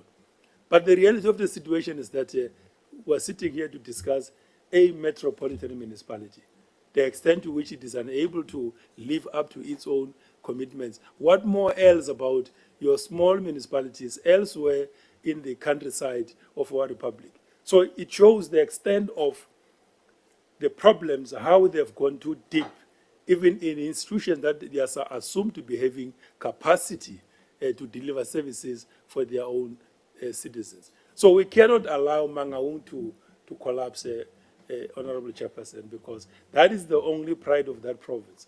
That is the only mega city in Free State. If Mangaung collapses, the entirety of the Free State will be in big trouble. And that is the reason why our teams are on site in Mangaung, forthright, very seriously, to work together with the leadership of that council. And that council, as I'm saying, will be going there in the next coming few weeks to make follow-ups from the discussion that we have had to assess whether these reports that is here, does it still receive the necessary vigor that was demonstrated to us when we were there a few times in dealing with it. Same as Lekwa in the Gersbande municipality in Mpumalanga province. The presidency through Operation Vulindlela, having had all these realities and experiences, and I think members are quite familiar with Operation Vulindlela, how it has actually started to reboot and reset the national economy by dealing with matters of infrastructure, of electricity, of systems, of logistics generally in the country. Second phase of it is going to be focusing on our sector, municipalities in particular, precisely because of the extent of the collapse of basic services provision and in the main infrastructure challenges. In the morning, in the meeting that we appeared as a department to account, they actually said one thing, that every moment you come to give us reports, this committee, you're telling us of dilapidated old infrastructure. But you are not telling us how you are dealing with that, because you are basically negating the very same thing by telling us about money. and you know that you will tell us that billions are required, which you don't have. How are you going to resolve this problem? Are you lamenting, throwing your hands in air, in despair, without any solution? No. Working together with the president and the policy unit, there is a new hardcore policy proposal that says we must now move towards establishment of special purpose vehicles, but in what is called utilities in municipal spaces. A utility at the district level, utility in the metros in bigger cities, so that these major services can be ring-fenced. We can have a utility that provides matters of water and not only leave it to the whims of officials in municipalities, because over a period of 30 years, it has proved that some of these services we are unable to maintain a sustained quality services in that space. And therefore, you lose skills because of the category and the gradings of some of these municipalities. They can't attract competent, skillful officials in many other areas of need, of finances, of engineering, of planning, of architecture, and many other issues. They are unable to do so. But if you put the capacity at the district level where the entire region benefits from such an establishment, is what in the next coming 2 years, Operation Vulindlela will be focusing on, and probably when we come back here next time, we could be in a better position to give you processes on how that process of Vulindlela is going to be rolled out towards establishment and the putting of these water utilities for purposes of resolving quite a number of these related infrastructure systems, but also human resource capacities. The reason why administrations in municipalities is a problem. In fact, there is a municipality called Itsobotla in the Northwest Province. I'm sure that members are familiar with the name. It's very popular.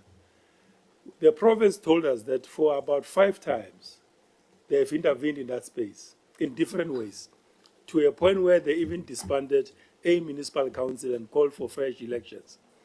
But the very same leaders came back. Now, the problem then becomes, is it a function of the same leaders, or is it the problem is in the administration? And the DG says, to a larger extent, the problem is compounded by the inability or the laziness or whatever I could describe of the administration. Because there, you disbanded council and therefore left with the same entity. The very same entity on its own, in the absence of those councillors, could not change and improve and do things differently. The very same councillors came back to continue from where they left with the same thing. The situation is worse.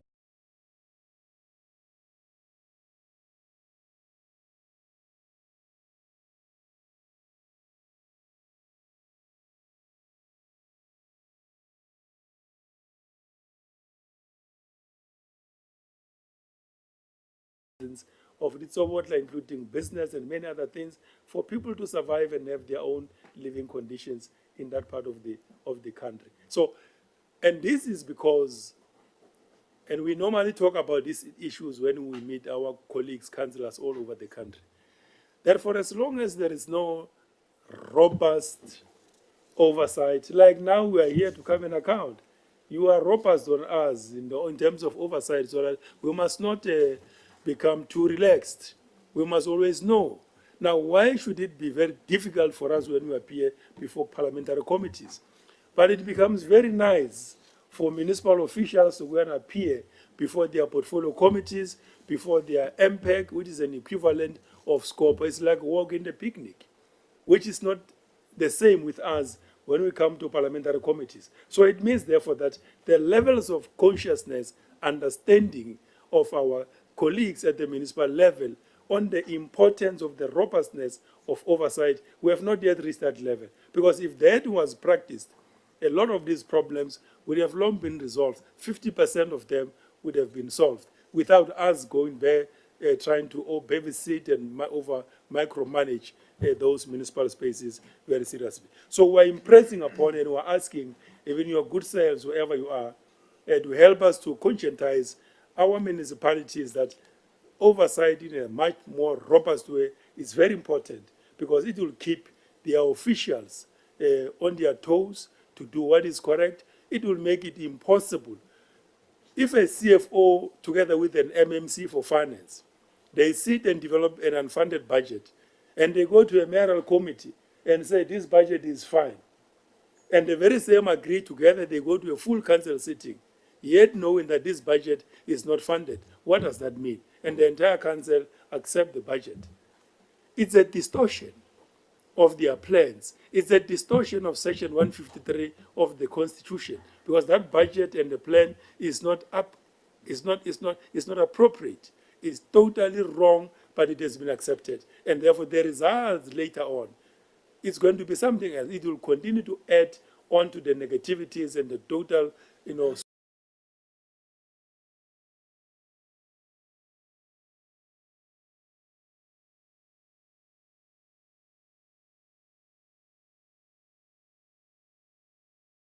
and provinces working together, but equally important, political parties must help us to deal with these issues with ease going forward.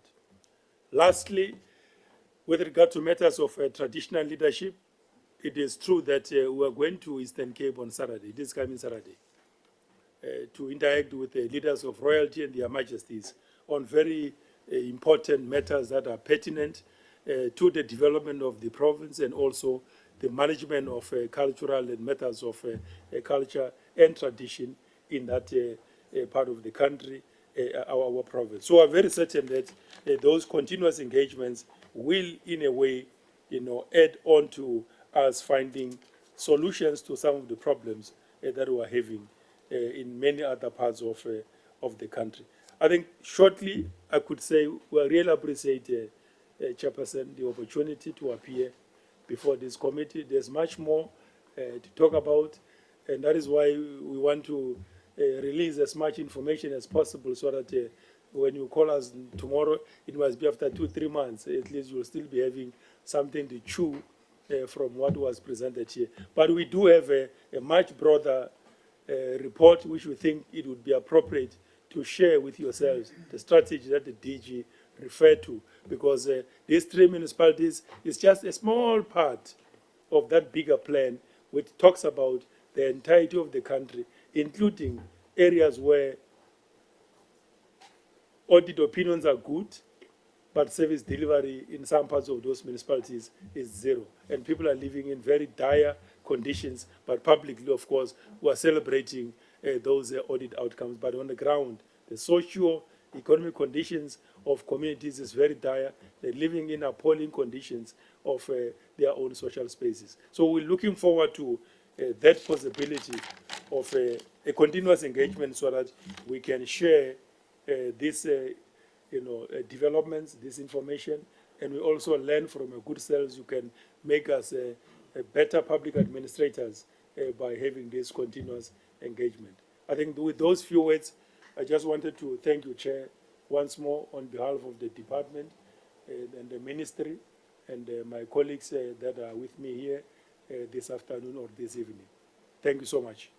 Thank you very much, DM. I got it right this time. And your team. And maybe just appreciation must go to the minister from our side as the committee that he was able to send you as a second in command with your entourage. And I think for us, it's very important. And what you're going to do, members, the approach will be that through the office of the secretary to the committee, just your pertinent issues.